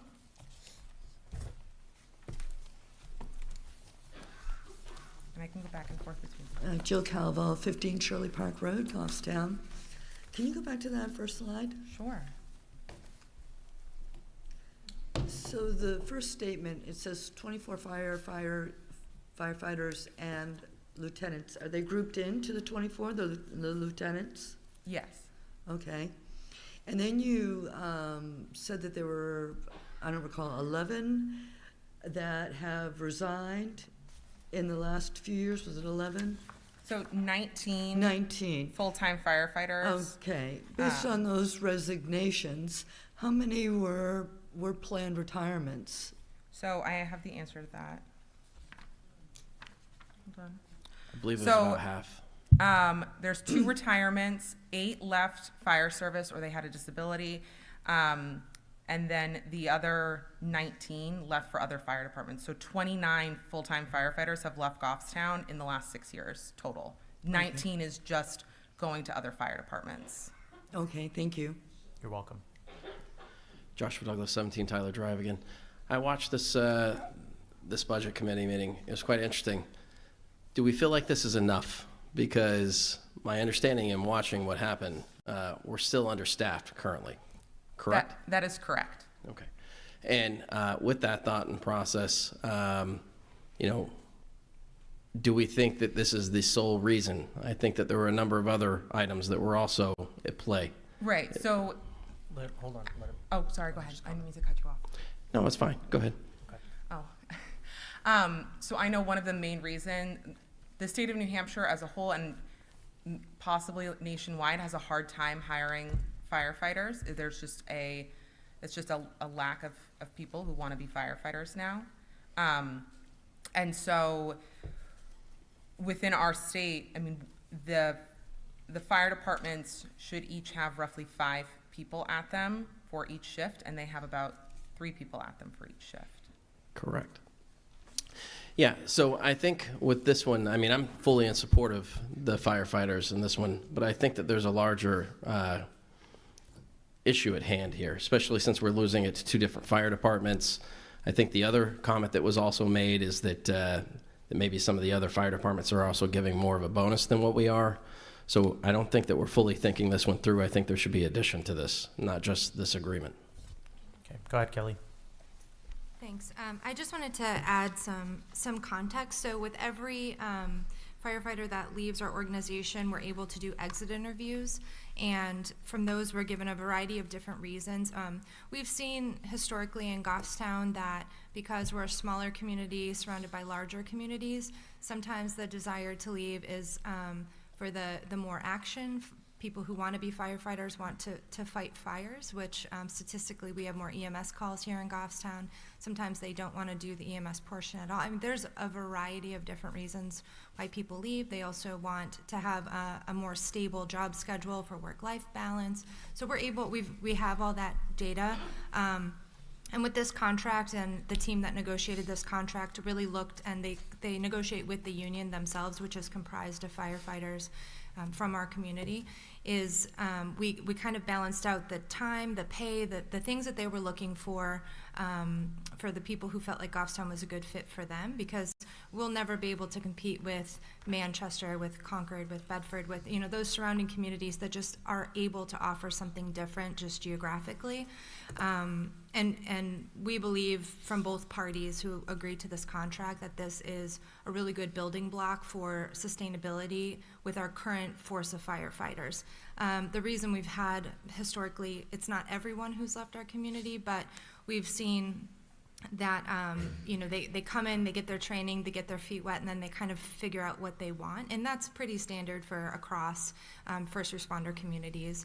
And it just so happens to be that Goffstown is a really good place with a really good training team, and then they leave us on average, I think I'm trying to look at our deputy chief, sorry, 3.5 years is like the standard that we typically get. So absolutely, we hear you.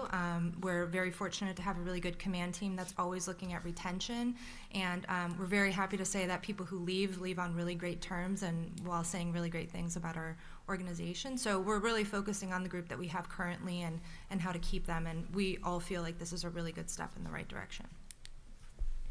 Thank you, Kelly. Go ahead, Elizabeth. Just as a point of clarification too, the budget committee cannot change any of the contracts. We can't modify them. We are allowed to vote up or down, and that's it. So whatever is negotiated by the select board is it for us. So. Thank you, Craig. Good evening, Craig Stansfield, 104 Monarch Ave. Just a general question for the board and for the community as a whole is we have 24 full-time firefighter positions. What about part-time or volunteers? I've never seen that in our town. The same thing with the police force. So I know that the part-time and volunteer firefighters are still held to the same training standard that full-time firefighters are held to. And so please correct me if I'm wrong, fire chief and assistant fire chief. I think that the mindset of a lot of part-time and full-time firefighters is going through all of the training and all of the necessary things to become a full-time it's all the same. And understood. So we have a staff of part-time. There's a lot of firefighters that may pick up a shift. I actually recently did a ride along with some firefighters. There was a DOT intern that was acting as an EMT. So there's a lot of different ways they've been creative in staffing the department and making sure there's enough bodies to be able to fulfill the services. So it's full-time, but full-time plus what I would say. There's extra there. Okay, I would just say for myself, the community I used to live in, I was also a ski patroller for Gunstock, so I was working towards my EMTB, and I was going to do volunteer. I wasn't going to be a firefighter going into the buildings, but driving vehicles, doing the medical emergency calls, etc. But again, as a volunteer on my own time. So just thought. Thank you. And I think another reason that we want everyone to be cross-trained is because you need to, someone might be able to drive an ambulance, but if they can't drive a fire truck and then you need a fire truck, or the person who's only able to drive a fire truck is driving the ambulance, now the fire truck can't get anywhere. Yeah, I mean, it's a simple qualification of driver dependency. Yeah. But I appreciate it. Thank Thanks. you. Other comments, questions? Okay, Samantha, can you move on to Article 12? All right, Article 12, everybody.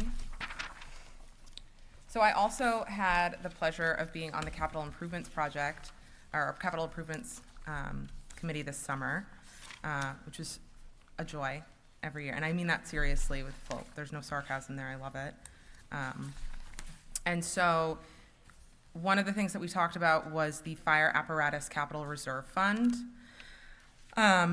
Article 12 is depositing $350,000 from unassigned fund balance into the Fire Apparatus Capital Reserve Fund. There would be no new taxation from this $350,000. The Fire Apparatus Capital Reserve Fund helps the town avoid spikes in tax rates to replace major pieces of fire apparatus, earns interest on public funds, provides matching grants for funds. The Fire Apparatus Capital Reserve Fund was established at town meeting in 2008 to save annually for replacement of expensive fire apparatuses, fire trucks, ambulances. Since the establishment of the fund, voters at town meeting have approved articles depositing $2,545,000 into the fund. Annual deposits into the CRF help avoid spikes in property taxes. Annual deposits also avoid borrowing costs. In 2009, the town used the fund for a local match of a FEMA grant to purchase the aerial ladder truck, which is Tower 1. $286,000 from the CRF. There was $712,500 from a federal FEMA grant. Since 2008, the CRF has earned $113,738.23 in interest. As of December 31st, 2024, the balance of that fund is $768,329.64. This is the fire department apparatus matrix. So you can see they have a 20-year matrix that has all the replacements of all the vehicles. The fire department currently maintains a 20-year apparatus vehicle matrix for planning well into advance for necessary replacements. The construction and delivery timeline for a major piece of fire apparatus has increased to 3 to 4 years from the date of the order. I also just want to point out that when we pay for a fire truck in full, we save, there was a percentage in here, about 3.5% off the purchase price, which when we did that in 2022, when we purchased the Pierce 1500 GPM pumper, by doing prepayment, we saved $26,340, right? Which is, it's nothing to laugh at. So, anybody have any questions? Questions from the public, comments? Okay. You're off the hook. Oh. Thank you, Samantha. Okay. Thanks. All right, next up, I'm going to call on Frank Hobbs, talk about 2 more articles that, one was voted by the select board to add to a warrant article, and then one was by petition. We'd like to hear the public feedback on both. Go ahead, Frank.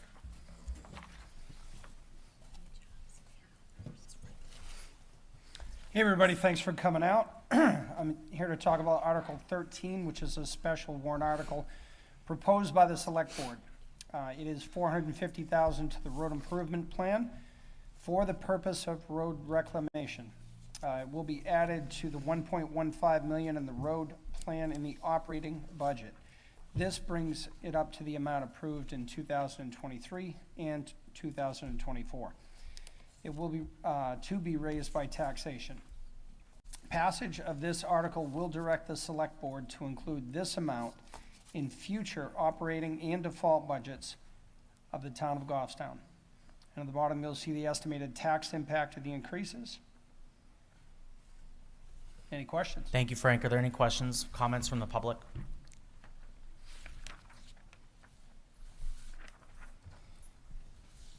Christine Templeton, 176 Kennedy Hill Road. Is this the exact amount of money the Budget Committee recommended to remove? Yes. And so this is just a different way to put it back in? I'll let Kelly, would you like to I was speak just trying to that? understand. I was trying to find a piece of paper, but Okay, I'm going to let not Kelly as answer fast that. as your question. Yes, so the select board looked at the past handful of years, and what I'm trying to find is the exact numbers for you and years. As you heard from some other comments, is that the voters really decided to reinvest in the road plan and really build up that fund to maintain our investments and then rebuild roads that really needed to happen. So, I'm so sorry, I really want to find this paper for you, but it's a mess. How much road, I thought you said it was $200,000 per mile?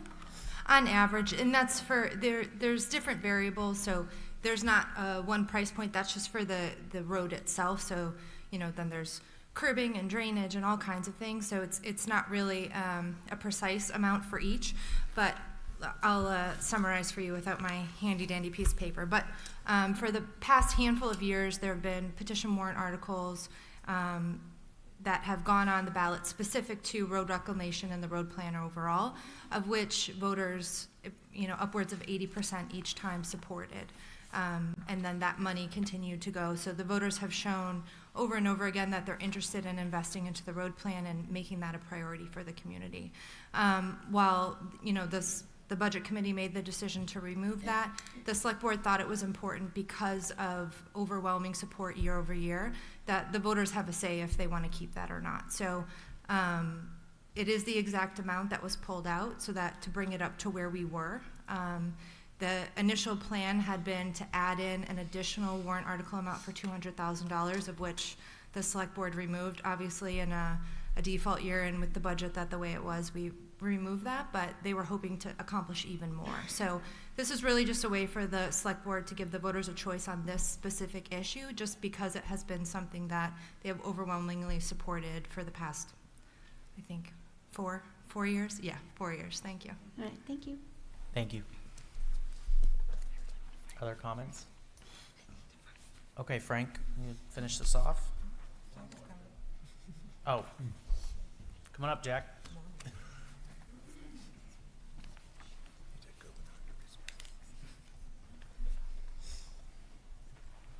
Jack Carbonell, 35 Shirley Park Road, Goffstown. In case you're wondering, I would be in support of this warrant article. Thank you. Thank you. Was on the fence there, wasn't sure. All right, Frank, go ahead. Article 14, special warrant article proposed by petition. $50,000 for a third-party operational efficiency study and audit of all departments. The goal is to identify opportunities for improved efficiencies and identify potential risks within the town of Goffstown. The study includes town hall, police, fire, library, Department of Public Works, and Parks and Recreation.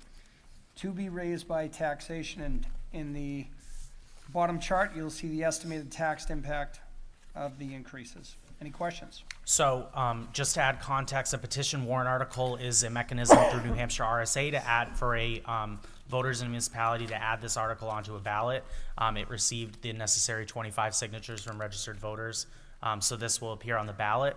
The budget committee will be able to weigh in on if they think this is a prudent or not article, as well as the select board.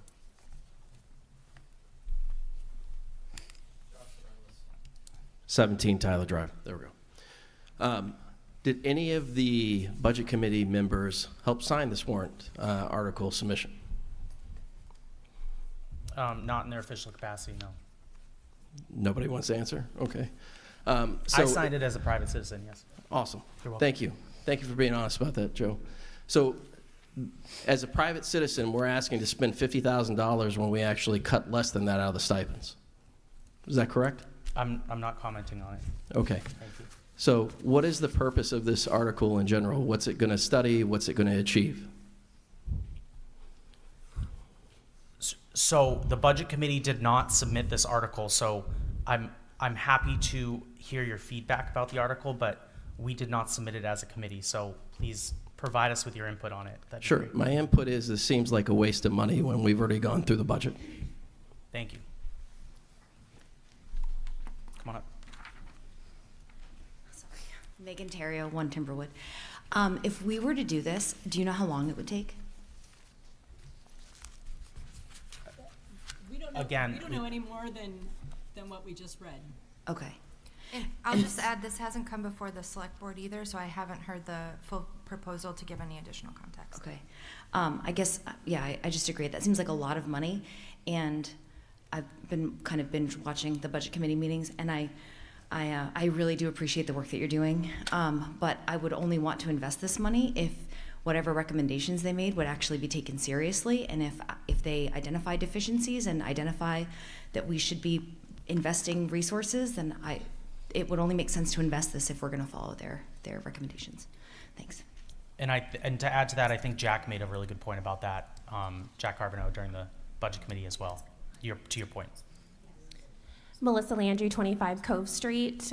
Just a quick question. Do we know when the last time that we had some type of study for efficiencies was for the town? Derek, do you mind coming up, please?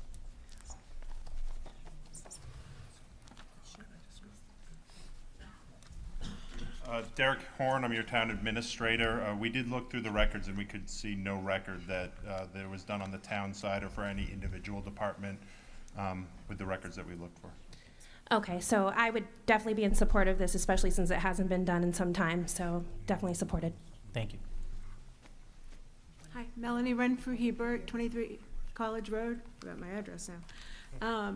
My question is, I did watch the meeting where this was discussed, and do we have a quote or some sort of approximation for whether or not $50,000 would be sufficient for Goffstown, for the size of the town and the different offices that are listed? Laura, would you like to speak to that? Not directly to that, but I'm wondering, since we, as a budget committee, can't really answer these questions and they're just being put out here to nobody, is the petitioner here or someone that would want to speak? Because then we can get more answers to people, since we really can't answer these questions. Thank you, that was my next question. Oh, okay. So, to explain process, a lot of that happens at deliberative sessions. So the budget committee will make a initial recommendation, and if that's changed or amended during deliberative, then they'll make another recommendation. But the petitioners are invited during town deliberative session to come up and speak to the warrant article. Can I follow up? Go ahead. Then why are we doing this now if nobody can speak to it? Well, the point of this meeting is to solicit public feedback on it. So that's why I'm asking if the public has anything to say. I mean, but then we can't give any information. I don't know. It does seem confusing if there's no available information on it to have it be included in this presentation, but I appreciate it. So that now we can watch for additional information, hopefully, before deliberative. Thank you. The idea was to provide all of the appropriation articles so that people have an idea of everything that's coming down the pike when they make their decisions. And then, you're right, we don't know anything more about this, and we'll have to find out more. And hopefully the petitioner will come forward at deliberative session and make their case. Thank you. go ahead. Mary Fike Jenkins, 245 Wallace Road in Goffstown. I think it's disingenuous for a proposal for $50,000, a number that seems based on nothing, pulled out of thin air, to do a study without any suggested outcomes, any detail in the proposal. I think that in the face of the very significant cuts that have been made, I think that department heads who we value as professionals and members of the budget committee, town administrators, have spent a lot of time considering efficiencies, considering in their professional judgment what are good approaches to take in this current budget climate. While I look forward to seeing more information at deliberative, at this point, I think that this is some random number thrown out there without a lot of backup, and it'll be very interesting to see what support there is for the specifics in this proposal. Thank you. Thank you. Kristen Ram, 7 Reed Street. I was gonna say some things that are regarding information you don't have. But I would say that as a taxpayer, this is not a good idea. I think this would only cause further conflict in the cogs that make this town work. It's a waste of money, and you should go to the state and get education funded. Thank you. Hi, Shannon Carey, 16 Gorham Pond Road. So I definitely have come to the budget committee and been like, I can't afford more, I can't afford more. But this is something I definitely support. And part of the reason behind that is all of you are in different backgrounds of employment. You all have different areas of expertise and whatnot. However, to have a professional come in and say, like, okay, we're not funding this properly, we're overfunding this or that or the other. For me, as a taxpayer, I would feel a lot more confident saying yes to a budget if I knew that they were able to go through and say, this is what's working, this is what's not, and as a community, this is what needs to be done. To have someone that their entire job is to figure that out, it's a lot easier for me to support a budget or a warrant article or anything when I know the background to it and what they see coming down the line, what they see as needing to be done, I guess is the best way to put it. So for me personally, I support this. I would be able to support things going forward better and be more confident in those votes if I had a study like that to look at and know where we're headed. Thank you. Lauren? Tired yet? Jack Carbonell, 35 Shirley Park. Oh, sorry. Sorry, Lauren, go ahead. It's fine. Quite all right, Jack. Lauren Dukas, 23 Ginger Drive. Just to remove all doubt, I'm speaking in my own capacity, not representing any board or committee I've ever served on in the past or present. So, I would, as a private citizen, be opposed to this. We have professionals that do all the things that this recommends. It's our fire chief, it's our town administrator, it's our police chief. They're the ones that identify their strengths, where they need to improve, and their needs. Also, I believe, and I'd like to be corrected if I'm wrong, Derek, the town has done wage matrix studies. It's not like there's never been any study ever. I believe there have been, anytime there's like, we want to see where we fall in the state, how far behind we are. So the town has invested in wage matrix studies. We've talked about one this evening that was done in 2023 and implemented in 2024. We previously did it in 2016. However, those were never operational efficiency studies, which is the wording that was on the petition article. Right, I understand that. Thank you for clarification. I just wanted, it sounds like, oh, when you said the town has never done an operational study, that's true, but I just wanted people to, and for me to check my memory, that we have done at least wage studies. We're not operating in the dark as an island unto ourselves. We're always looking at the community, how can we do things better? But those are our professionals. A third party is a third party. Our department heads are the professionals. So I'd oppose this as a waste of $50,000. Thank you. Thank you, Lauren. Hello, Jack. Okay. Jack Carbonell, 35 Shirley Park, Goffstown. I also would not be in favor of this warrant article. I think after the cuts that were made, that to spend this money when we refused to fund an $8,700 field trip would be out of line. I also would echo what Lauren said, is that's what we pay the professionals for. That's why we hire the people. I do not believe there is a big cabal of people in Goffstown sitting on the select board or the school board that are out to raise money and create all kinds of expenditures so their taxes will go up. I think that's a fallacy, and I don't believe in it here, nor do I believe in Doge with Elon and Vivek. There's also COGE now, which is the state level one, just so you know. So there's another one you got to keep an eye on. Okay, not for COGE. All right. Laura Adams, Patty Hill Road. We've been told time and time again during this whole process that we had to cut this, we had to cut that. It's a different time, it's a different year.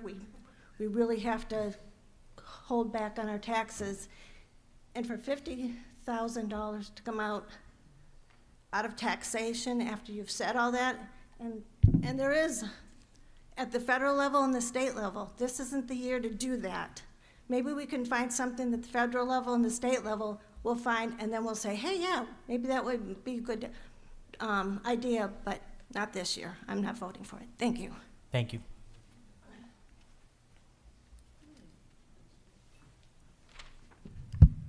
Good evening. My name is Brian Mazer, 39 Shirley Park Road, and I am talking to you guys on behalf as a private citizen, not as a part of the Budget Committee meeting or member.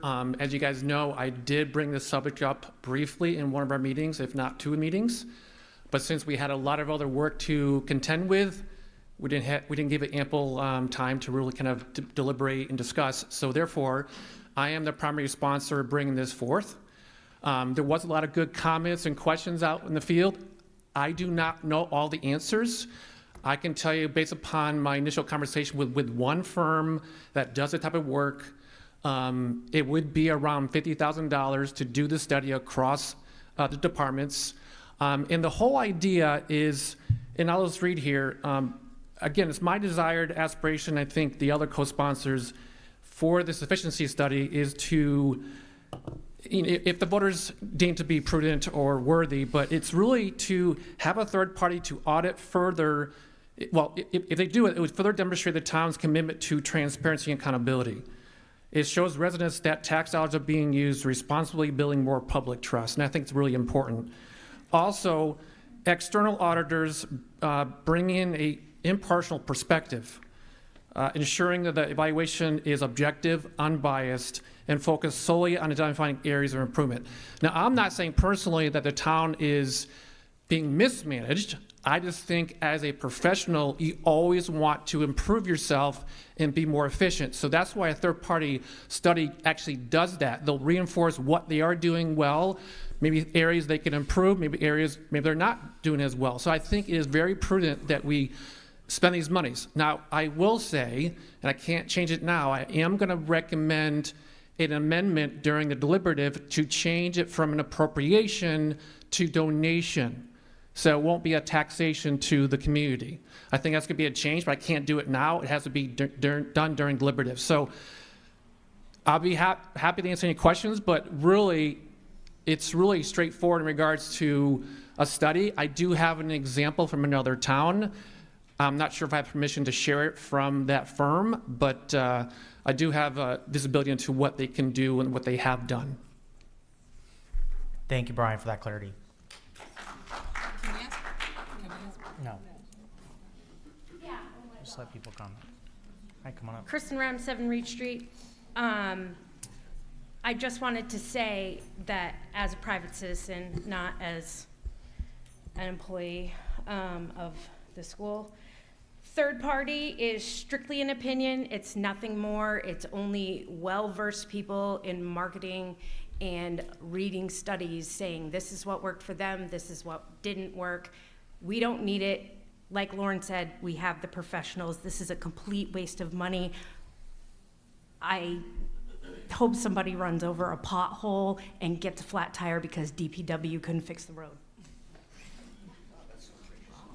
Yeah. Pam Boyer, 22 Gorham Pond Road. Can the town accept donations for warrant articles? Is that something that is within the town's purview? Just stay up here, Derek. Sorry, Derek. Let's wire out a mic to him. We are going, with this information, that the funding source would change from tax appropriation as it was submitted to another funding tax source. We will be consulting with our legal counsel so that we can advise the select board as they review this next week. I appreciate it. Also, I did do a little bit of research on a third-party operational efficiency studies online. I found one from 2016 in the town of Newmarket, which is substantially smaller than the town of Goffstown. That efficiency study cost the town of Newmarket upwards of $46,000. I don't believe that this is well thought out. I do believe it would cost a lot more than $50,000 for Goffstown taxpayers, and I'm not in support of this. All right, any other feedback for the committee? Okay, so with that being said, I'm going to close the public hearing. The Budget Committee. One more slide. Oh, you do? I do. Oh, go ahead, Frank. Sorry, all right. 2 warrant articles. They're going to be quick. Okay, ladies and gentlemen, the total impact of all articles are passed by the voters, including Articles 9, 11, 12, 13, and 14. The total is approximately $26.9 million. The estimated tax rate impact being 38 cents. And in regard to the median single-family house, $157.46. Article 10 is the Sewer Enterprise Fund, and no taxation is not included. Article 11 is the cost for the first year only of the firefighters' contract. Okay. Thank you, Frank. So with that, I'm going to close the Budget Committee public hearing. We're going to take about an 8-minute recess. We're going to reconvene at 8:15, and the Budget Committee will move into our meeting where we will deliberate on the comments made tonight. So we're adjourned for 8 minutes, or recessed.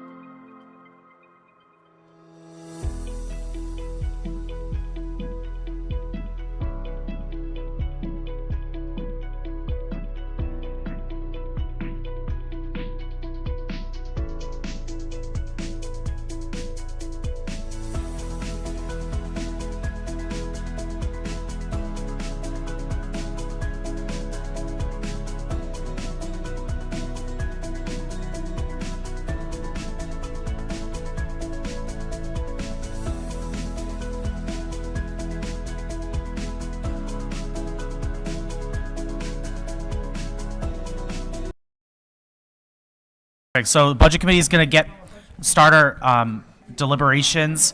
I invite members of the public, if you're here for the public hearing, please feel free to stay. Although public contribution is over for the evening, this is still very valuable and as we discuss these articles as presented. I'm gonna leave this format because that's how GTV had this set up, but I'm gonna probably move to the front of the podium, but I invite members maybe to,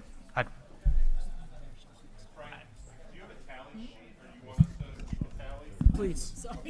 so I can see everybody, but I want everybody to kind of turn whenever there's somebody speaking. Jared.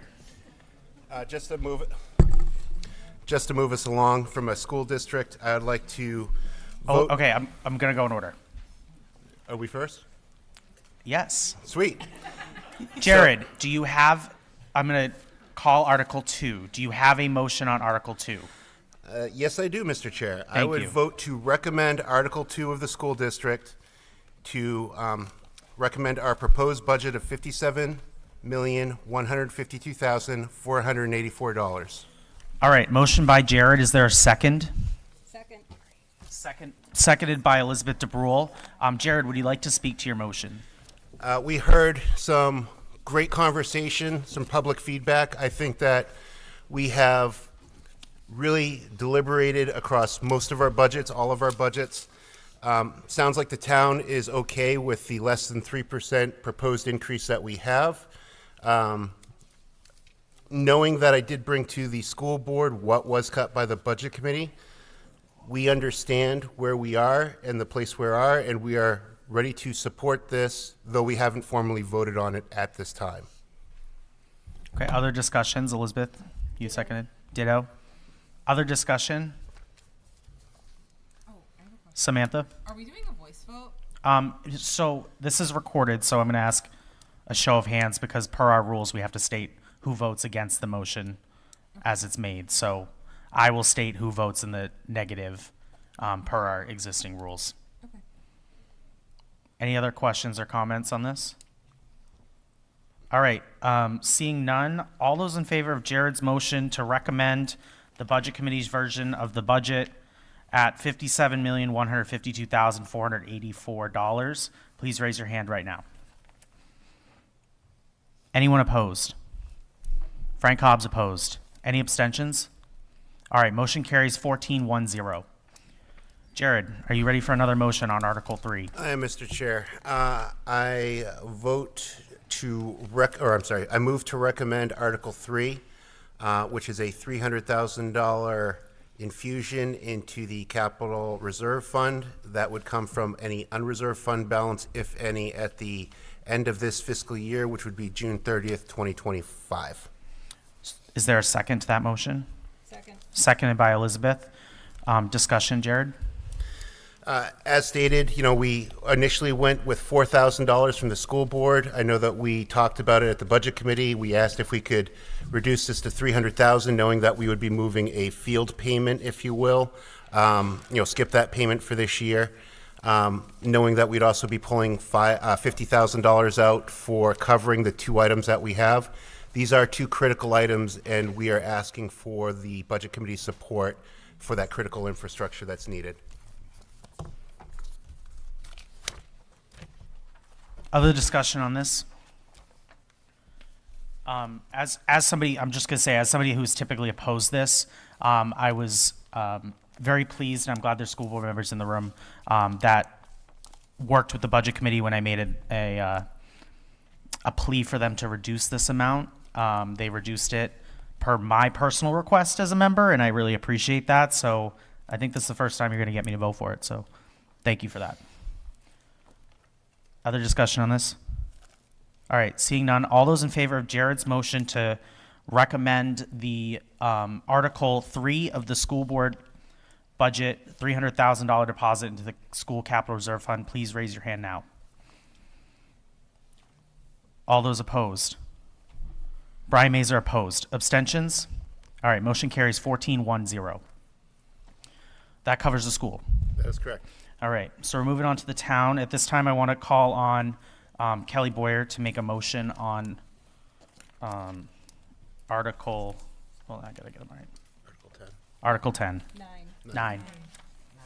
The operating budget, I make a motion to move to deliberative session the town operating budget of $25,976,883.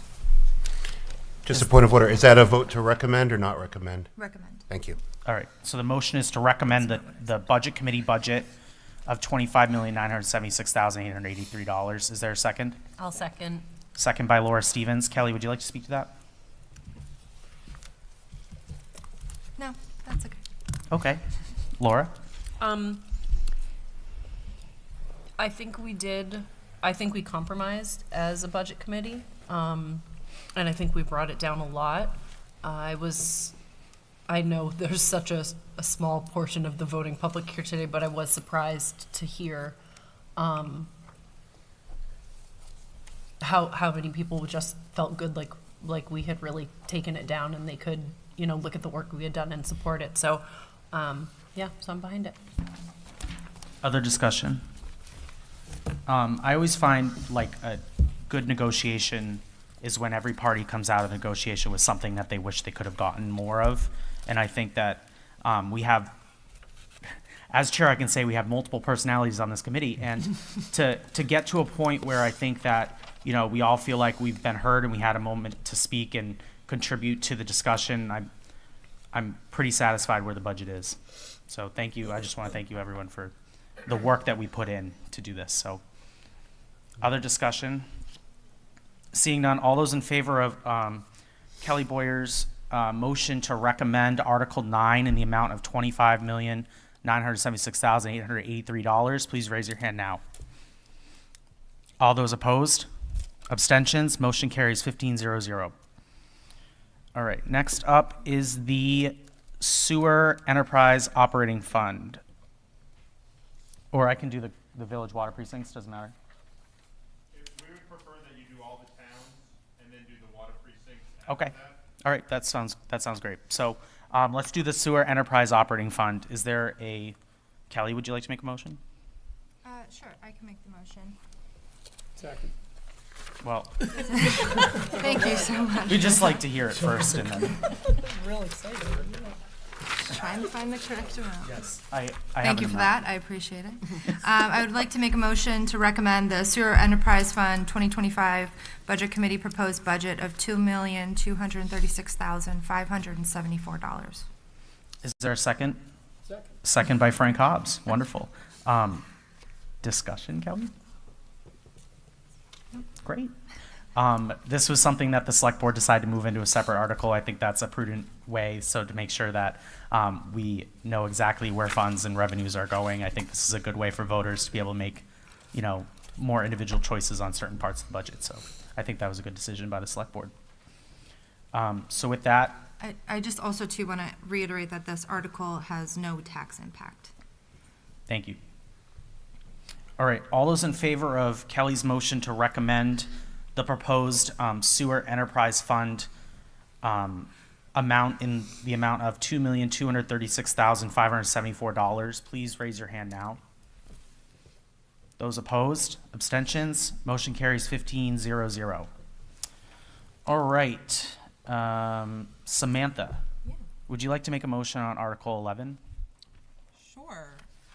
I mean, it's not really like a set dollar amount.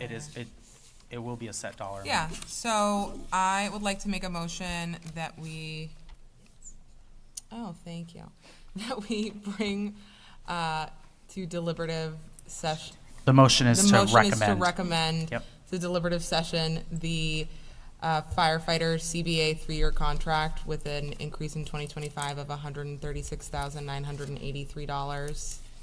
Is there a second to that? Second. Second by Doug Pounds. Thank you. Discussion by the committee? Point of order, the motion, I believe, is to recommend. To not- recommend. Not to deliberative. It's Yeah, she said to recommend. Yeah. Yes. A little rough. Other discussion on this?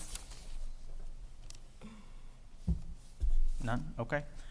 Seeing none, all those in favor of Samantha Kern's Motion to recommend Article 11 in the total, first year total of $136,983. Please raise your hand now.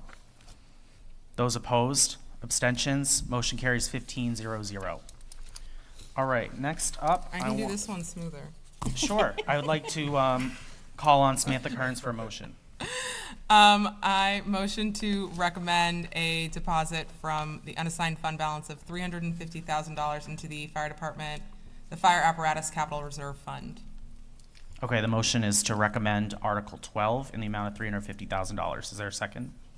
Second. Second by Elizabeth DeBrule. Discussion. Yeah, I just want to point out that this money comes from unassigned fund balance. It's not raised by new taxation. Other comments? We're rolling. Brian. Thank you, Chair. I just want to point out that Select Board has chosen to reintroduce this article with an increased dollar amount of $100,000. As you remember, it was rejected last March for $250,000. So I personally cannot recommend this article because it directly contradicts with the will of the voters. Yep, Kelly, go ahead. Brian, just, you're obviously entitled to your opinion, but I just want to remind that last year, the $200,000 was not from unassigned fund balance, it was directly from taxation. So this is following more in line historically with what voters have approved in past years. Go ahead, Brian. Thank you, Chair. As a follow-up, I guess furthermore, I think there's about approximately $500,000 in unspent funds in this unassigned fund balance, and I would love to see that allocated towards community tax relief instead of this particular article. I'm not quite sure where you got that, that number from, $500,000 in the unassigned fund balance, but. It was the last Select Board meeting. Are there other comments? Laura, did you have your hand up?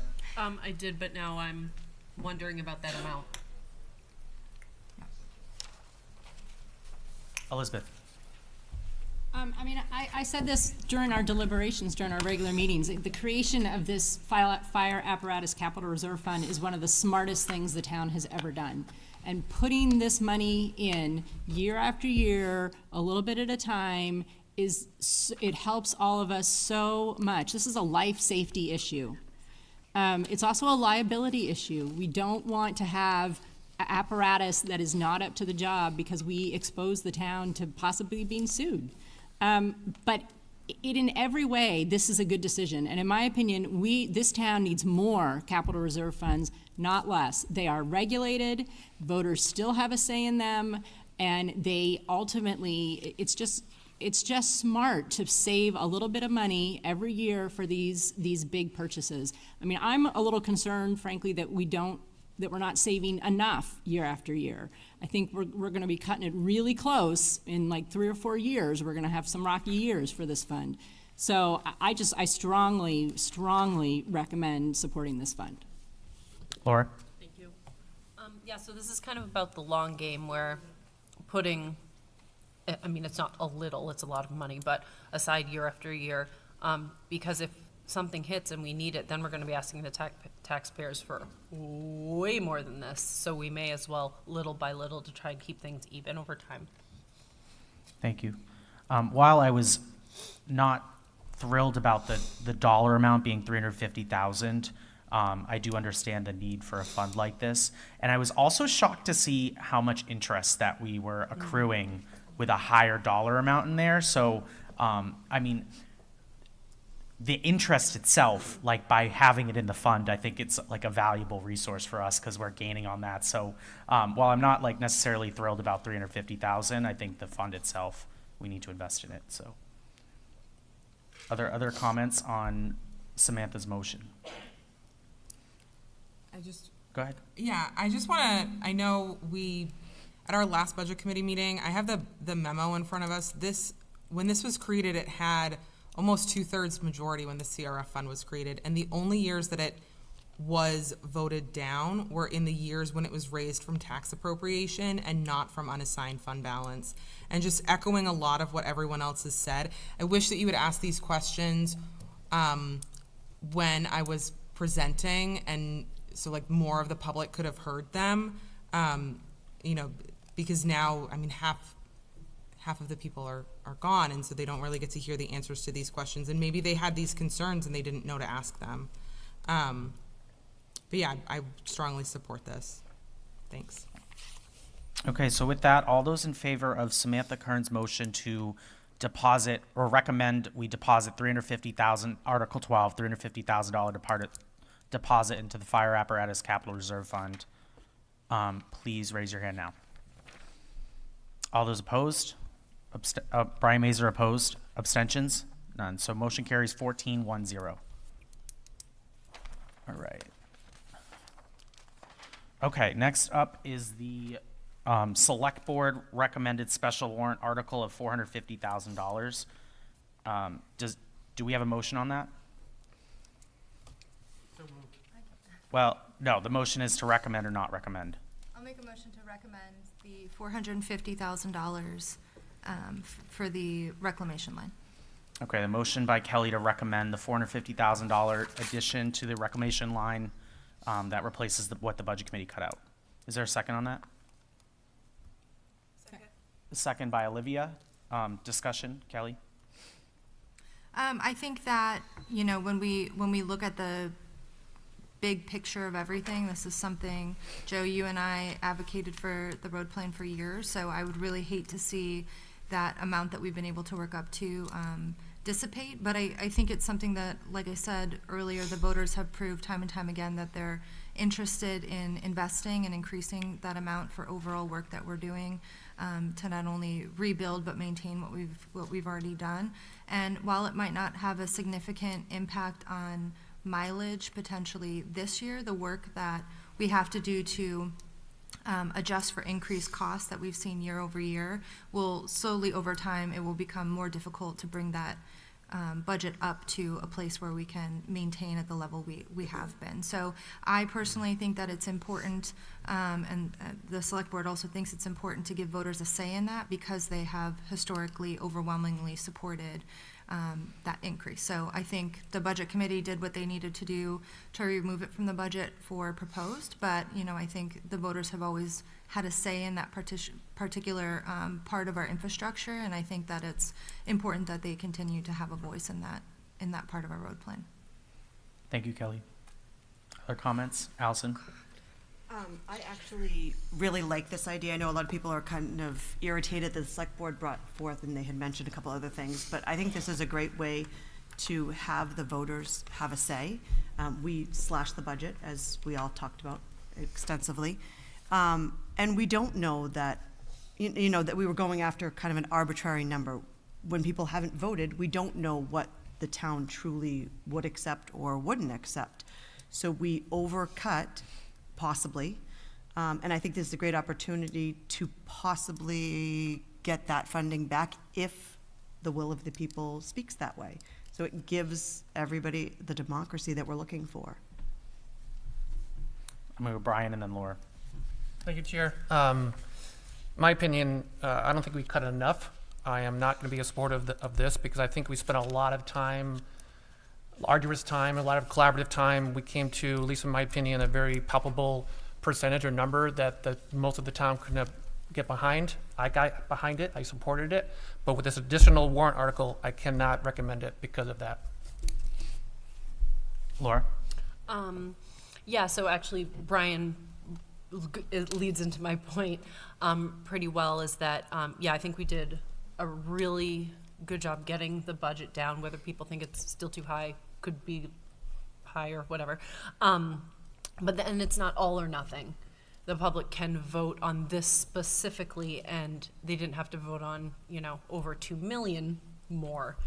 It's just this, which historically has been supported.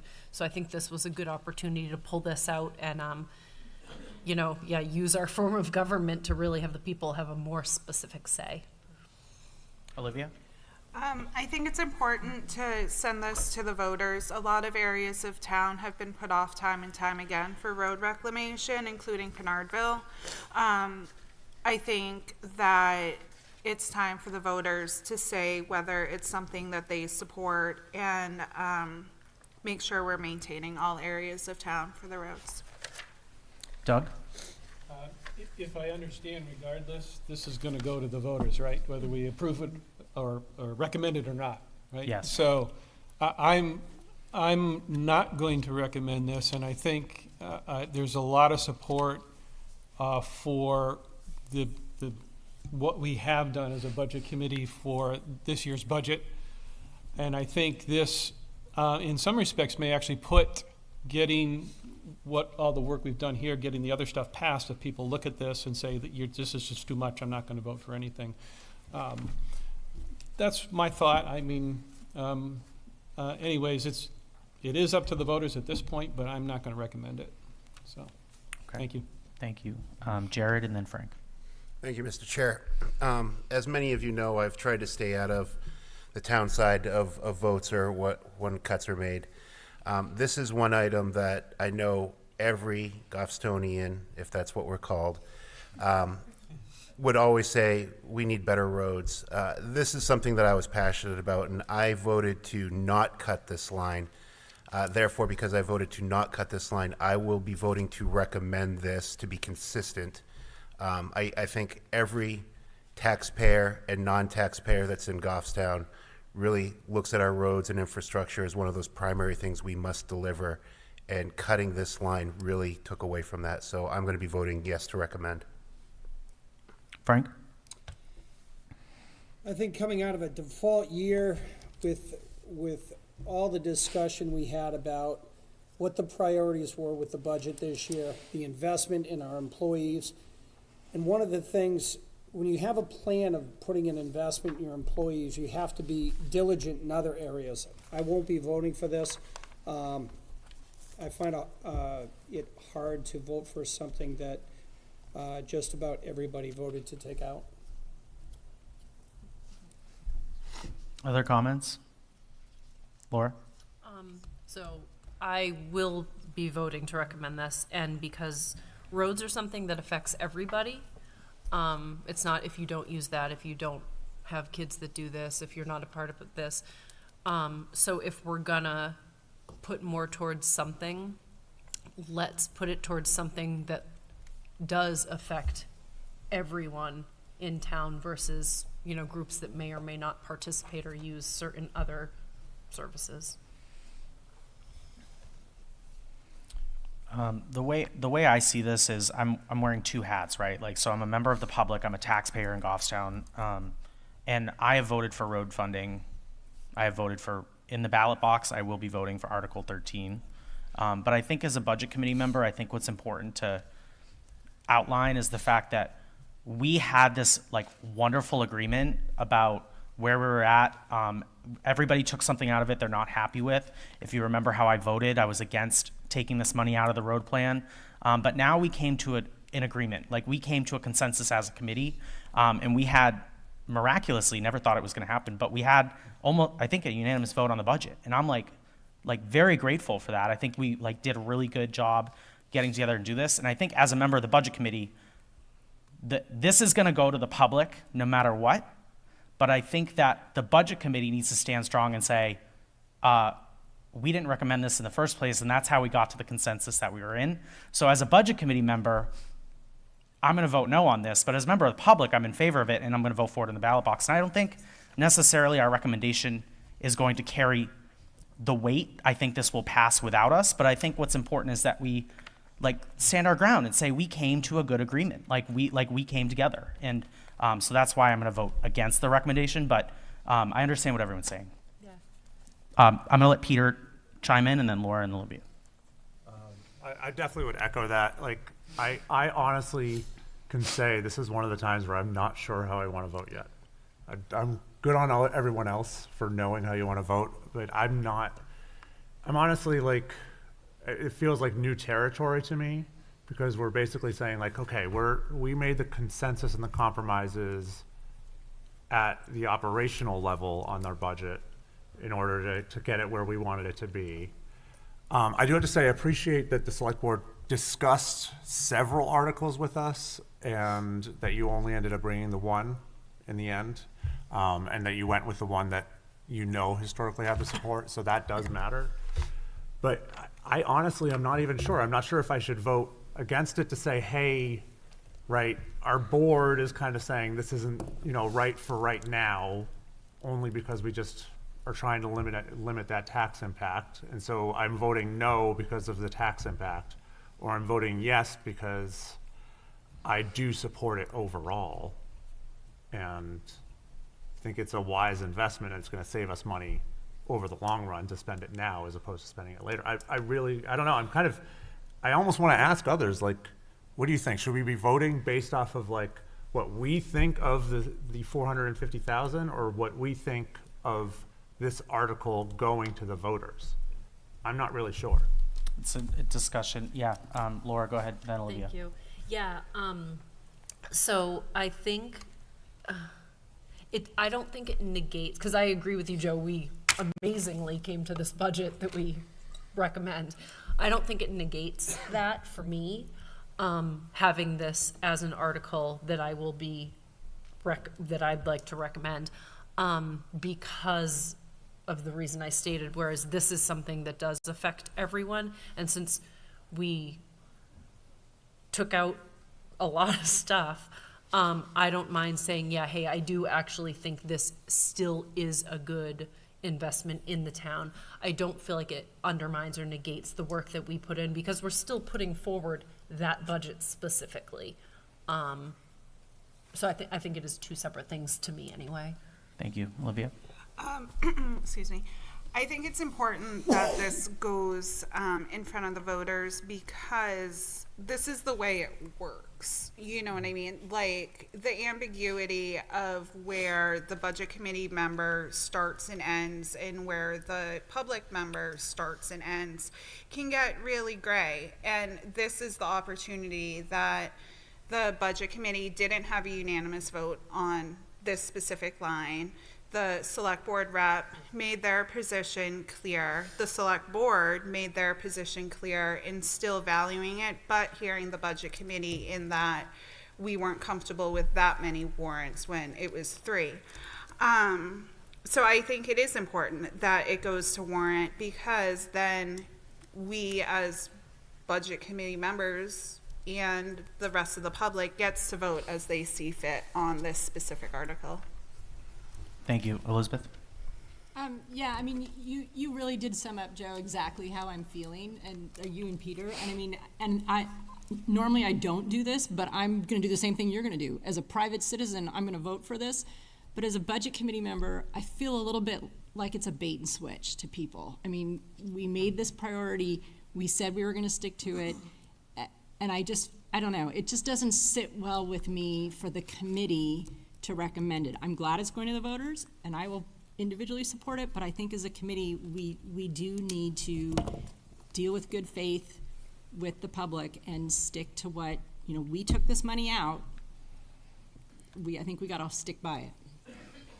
Frank, and then Kelly. Yeah, when we look at the recipe of our budget season, we had a lot of compromise, and a lot of our decisions were based on those compromising. Where are we going to invest our money? Where are we going to take it out of? What is in the best interest of our town to make sure our departments are run efficiently but leanly, because we're getting overwhelming comments from our neighbors that say they're tired of tax increases. They're having trouble paying their taxes. Some people were wondering if they were still going to be in town. We are not just voting on $450,000. We're voting on directing the select board to include this amount in future operating and default. So this isn't just a one-time thing. And for that reason, I won't be voting for it. Kelly? So I was just gonna say, to kind of quell the nerves of all of you who are having an existential crisis up here, it's okay. Especially Peter. Yes. I think it's really important that whatever you decide to do, that it's justifiable in whatever way you decide.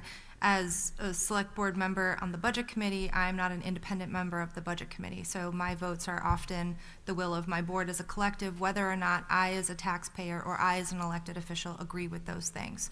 So I voted for it or not to remove this money for a specific reason. When the select board voted to push this back out to voters, I voted against it. And tonight, I will be voting for it because the select board voted to push this forward. You don't all have that same grace and guidance of telling you how to vote, but I think the important thing is that this article is separate from the budget. So I think if you vote for it, you can confidently say, I support the budget committee's work. The way that I look at whether to recommend or not recommend something by the will of the taxpayers, I think, or to help them inform their decision, I often think about whether or not I'll do with my personal vote. This always plays a role of, does this make financial sense for our community for you to vote yes or no on this? I think you can remove yourself from the budget itself and say that, yes, our roads are important, it's important to fund them, this is an important piece of our budget. That's an okay statement to make. I also think that for all of you, in doing that work, it's perfectly reasonable to say I'm voting against this for this reason, but I'll personally be voting for it. I think that's also okay to say, so I don't think anybody should be really very much stressing out about this. The select board is recommending it. I know you're still gonna be stressing out. But I just wanna say, in whatever way that you've decided to vote, how you vote at the ballot box should often be different from, or, at least align with how you're telling voters and why you think they should be voting for a specific article. So don't stress, everything's okay. Everything's fine. Yep. Thank you, Kelly. Mhm. Any other comments? I think we've kind of had a good conversation on this. All right, seeing none, the motion is by Kelly to recommend Article 13, the additional $450,000 in the road plan. If you are in favor of Kelly's motion, raise your hand now.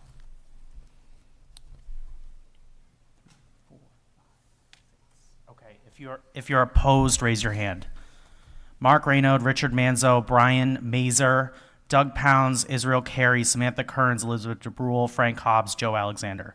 Motion fails. So at this point, I would like to make a motion not to recommend Article 13. Second. So second by Frank. We need a prevailing motion. So is there other discussion on that? All right. Seeing none, all those in favor of my motion not to recommend Article 13 in the form of $450,000, please raise your hand now.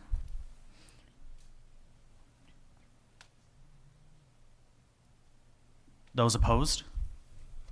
Allison DeCesare, Olivia Welcher et al., Laura Stevens, Kelly Boyer, Peter Gregorkakis, and Jared Talbot. So motion carries 9-6. All right. So we have one more motion, we have another article. We have a couple more. So at this time, I'd like to open up Article 14 for somebody to make a motion on that. That is the $50,000 for a third-party operational efficiency study. I checked with Danielle. The Budget Committee does need to make a recommendation tonight, but if any dollar amount is changed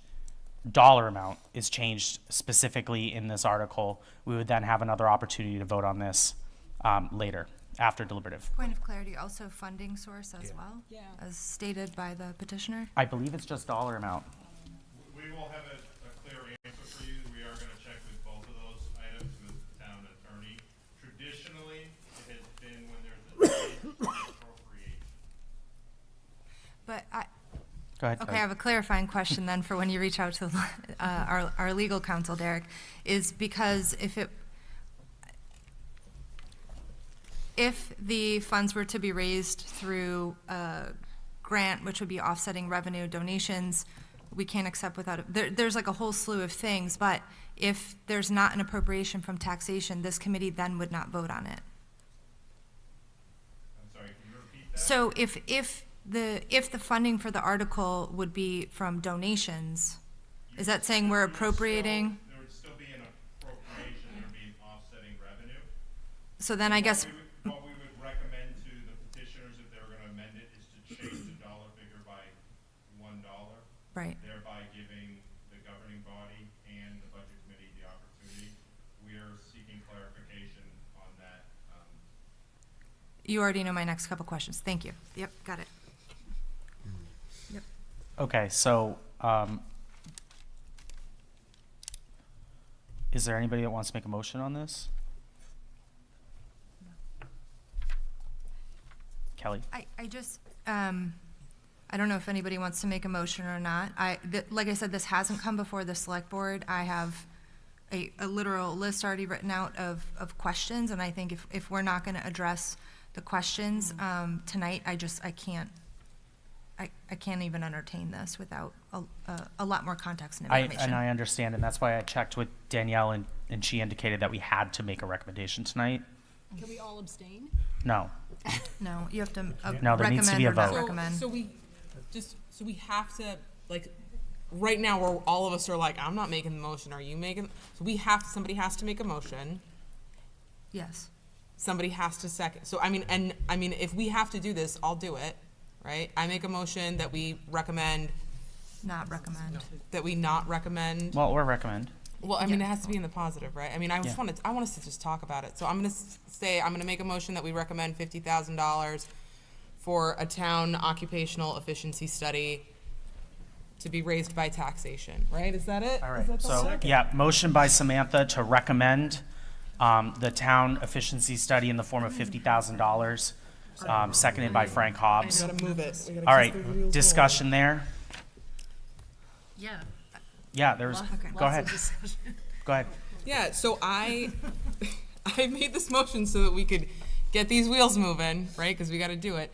There's so many things that I don't know about this. There's so many things that I kind of don't like about this, in the sense that, like, anytime we've ever had a petition warrant article come forward, I mean, last year when we had the locks, like, the petitioner came in and he made he had a whole diorama, like, it was so intense, and I mean, that was for $10,000, right? And this is for a lot more than that, and I feel, I mean, like, the only word I can say is, like, bamboozled by this, right? Like, I feel, and I know, Brian, you had talked about that, you know, you had talked with, I think it was Newcastle. Like, Newcastle is literally the smallest, like, town in the state. It has like 1,300 people in it. We have 19,000. Like, I don't know how that same firm could do that for us.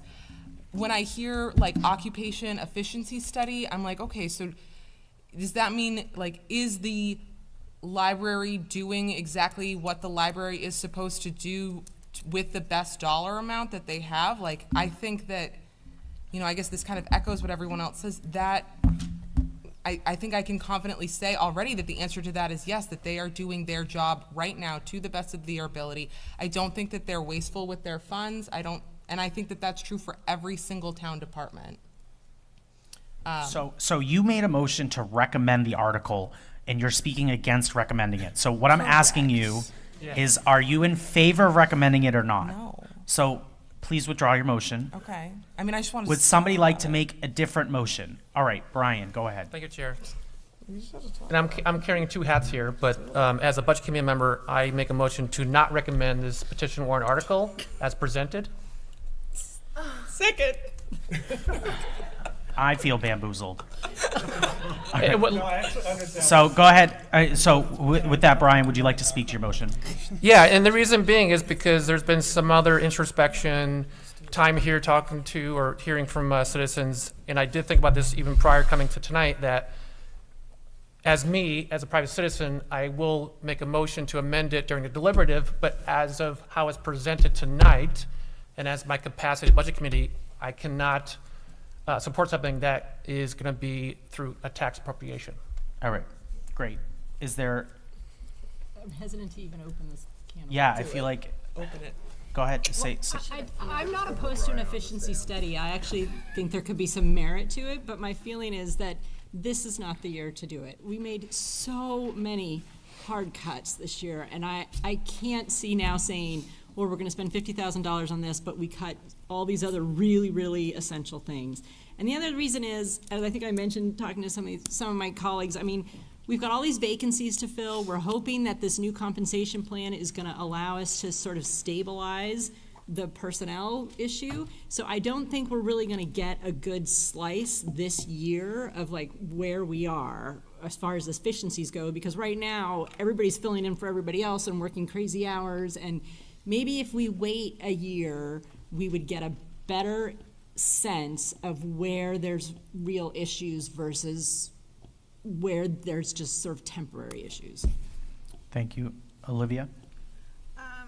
One of my major concerns with this is that only one company seems to have been approached.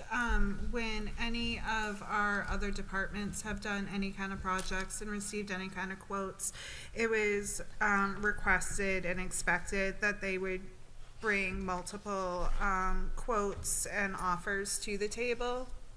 Just real quick, and I just want to clarify, also, because this is on my list for when you present to the select board, but just to clarify, any study like this, with any amount, has to go out to RFP. So while they might get initial quotes, they still have to go through the RFP process that outlines what the parameters of the project are, and then we have to get quotes back in. So even if one company says it costs $50,000, that doesn't mean that that's the cost. It still has to go out to bid. It still has to. So just so you know, that doesn't table it. That's helpful. I had one other thing also. While I'm not entirely against having an efficiency study done, I think a lot more time has to be committed to the logistics of how this is funded, why we're doing it, when is an appropriate time to do it. So I guess I just have a lot of concerns and questions prior to doing this. Great. Thank you. Brian, go ahead. Thank you, Chair. And just some clarification too, and I think Sammy mentioned about Newcastle. I did not mention Newcastle. I think someone from the public. Did I mention? No, you said you did. Oh, not tonight. Not tonight, no. Okay, not tonight. But again, I was engaged in this one firm as a private citizen, and it was really just a conversation, right? There was no formal quotes. That's not my capacity because, again, as Kelly mentioned, I've come from the select board to engage if the voters so choose to move this forward by voting on it. And again, I want to just reinforce that it's my expectation to change the language at deliberative to change the funding source to donation. So it wouldn't be hitting the taxpayer, so it'll be coming from a donation source. So, but again, I want to put it in front of the voters so they know that this is available to them. And if it doesn't get approved, then it's up to the select board to decide when it's going to be appropriate to actually conduct a study and audit. Okay. So is that contingent on Derek and Danielle telling us whether donations are an appropriate funding source? We have I would think so, but. Yeah. No, I was just. We have multiple questions for the town attorney. One would be, does deliberative session have the ability to amend the funding source? We're not certain. We don't have experience with that. As much as I've been involved with deliberative session now for 13 years, I've never seen a change of funding source come to the town of to the floor of deliberative session. So that's one of the questions that we have. We would also want to clarify if the deliberative session changes the funding source, but not the appropriation amount. Does that allow the budget committee and the governing body to revisit their recommendations? So we are going to seek out town council's advice on this particular article. Okay, so with that being said, I don't want to speak for everybody. I think we're all in agreement that there might be some merit to this, but we don't have a lot of answers to this question. So Brian's motion not to recommend right now at this time is a valid motion that hopefully that the committee would vote for. Real quick. Yep, Laura. I just have a question. Yep. So the next chance we'll have to deal with this is at deliberative. It's after the public makes changes if, and that's based on questions that Derek raised, if they amended the appropriation amount, and if they amended the appropriation amount and then the source, there's a lot of questions, but if there are changes during deliberative, we'll know in the next day or so if we weigh in on this. Again. I hope that helps. Yeah. Okay, Allison and Peter.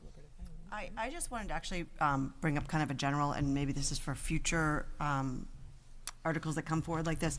I had some frustration with the fact that it made it up in a slide, but the budget committee heard absolutely nothing about this. And personally, I felt a little embarrassed when the public started asking questions and we all looked like deer in the headlights because we knew nothing about it, especially then when it's a budget committee member who brought it forward. So I feel like that wasn't a best practice for us presenting a unit for even an informed front. So I'm just throwing that out there. So, this came in yesterday and was certified by the supervisors at Checklist. We communicated it with the members making the presentation this evening. I think, this is a learning opportunity for us as staff. We could have done a better job to make all members aware that this appropriation petition article had come in, and we can make that change in future years. Okay, thank you. Peter? So I'm taking your time. No, you telling me I'm having existential crises over You here. did a little, you did a little bit. A little bit. A little bit. Yeah, that's my normal thinking face.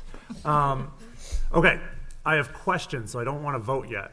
And I just want to make sure, because Select Board is still going to weigh in on this, so that's Well, another opportunity to ask more questions. I'll say that the petitioner was invited to present to the select board on Monday. But you would be voting to recommend or not recommend as I'm well. sorry, Tuesday. What day is today? I don't know. Yes, but we have not formally seen it Yeah, yet. so you're gonna have that chance. So that's, even though this is our last time that we can vote before deliberative, we know that there's another opportunity for officials to weigh in. Is there any way we can get an answer of, like, if this were to be approved as a petitioned article, and let's say we can do it from donations, I still don't know where the donation's coming from. If it's, listening. Who's supposed to answer? No, keep going. no, I just want to double check. Like, do we need language that tells us, like, when this has to All be right, spent, yeah, how so- long it has to Okay, so- be spent, how it has to be done? Hopefully this will help you with this. We can hold another meeting. It takes 24-hour notice to do that. If we get answers from the attorney tomorrow that we may need to hold another hearing, or another meeting, I will call a meeting if that's what the committee deems is necessary. We need all the state forms in by the 23rd of January. So we have a week on this. So if necessary, based on questions we've had tonight and consultation with the town attorney, I am able to call a meeting with 24-hour notice. Doug? Does that mean Brian will withdraw your? Well, no, we have to vote tonight, so. We have to vote tonight. Oh, regardless, okay. Well, that's an easy decision then. Okay, if we table this tonight, we're definitely have to have another meeting. Then I say we table. I want to table. So you want another meeting, you want definitely have another meeting. I'd say just vote on this now, and then if we need to come back and do another meeting and reconsider the motion, we can do that, but you're saying that we have to have another meeting, I don't think is necessary. Richard? Yeah, no, I'm just saying. I just want to make the point very lightly. And that's the We motion. have our petitioner on the committee, and he's making a motion not to recommend this. Right. I think we should go with that. I agree. Yeah, I think we're gonna Great be point. unanimous on this. Another one, great point, Richard. All right, so with that, I'm gonna call a vote. All those in favor of Brian's motion not to recommend the $50,000 petition warrant article at this time, please raise your hand now. Any opposed, abstentions? Motion carries 15-0-0. All right, drama's over, almost. All right, so we have a couple more votes, and then we are wrapping up for the evening. Just bear with us.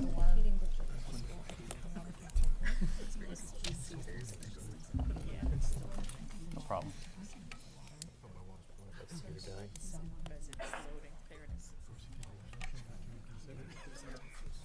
It's pretty cool, I didn't know.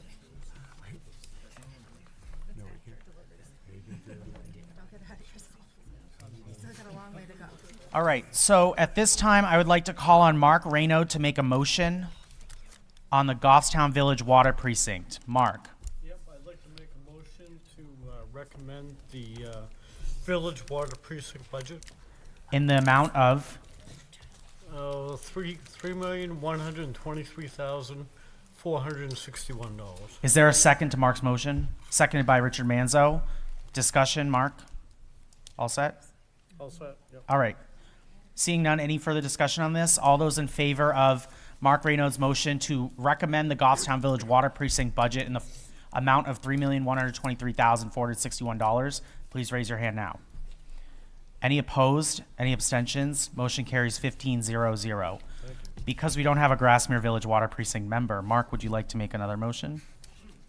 I'll make a motion to recommend the Grassmere Village Water Precinct budget for $303,317. All right, is there a second to that motion? Second. Second by Frank Hobbs. Discussion? Jared? Mr. Chair, just as a question, I know that we made some motions on this budget to remove monies from stipends. Were those ratified in this proposal? Yes. Thank you. All right, so the stipend motion, they approved that. Okay. All right, any more discussion? Seeing none, all those in favor of Mark's motion to recommend the Grassmere Village Water Precinct budget in the amount of $303,317, please raise your hand now. Those opposed, abstentions? Motion carries 15-0-0. Is that all our business?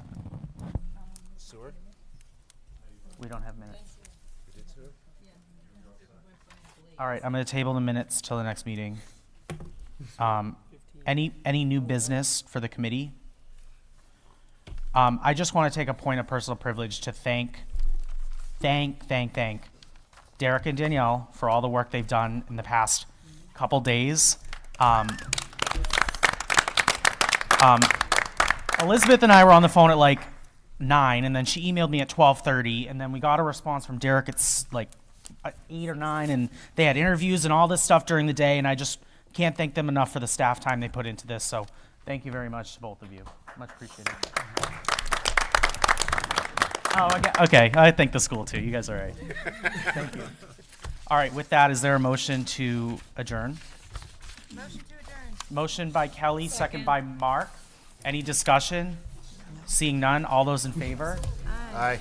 Opposed, abstentions, motion carries unanimous.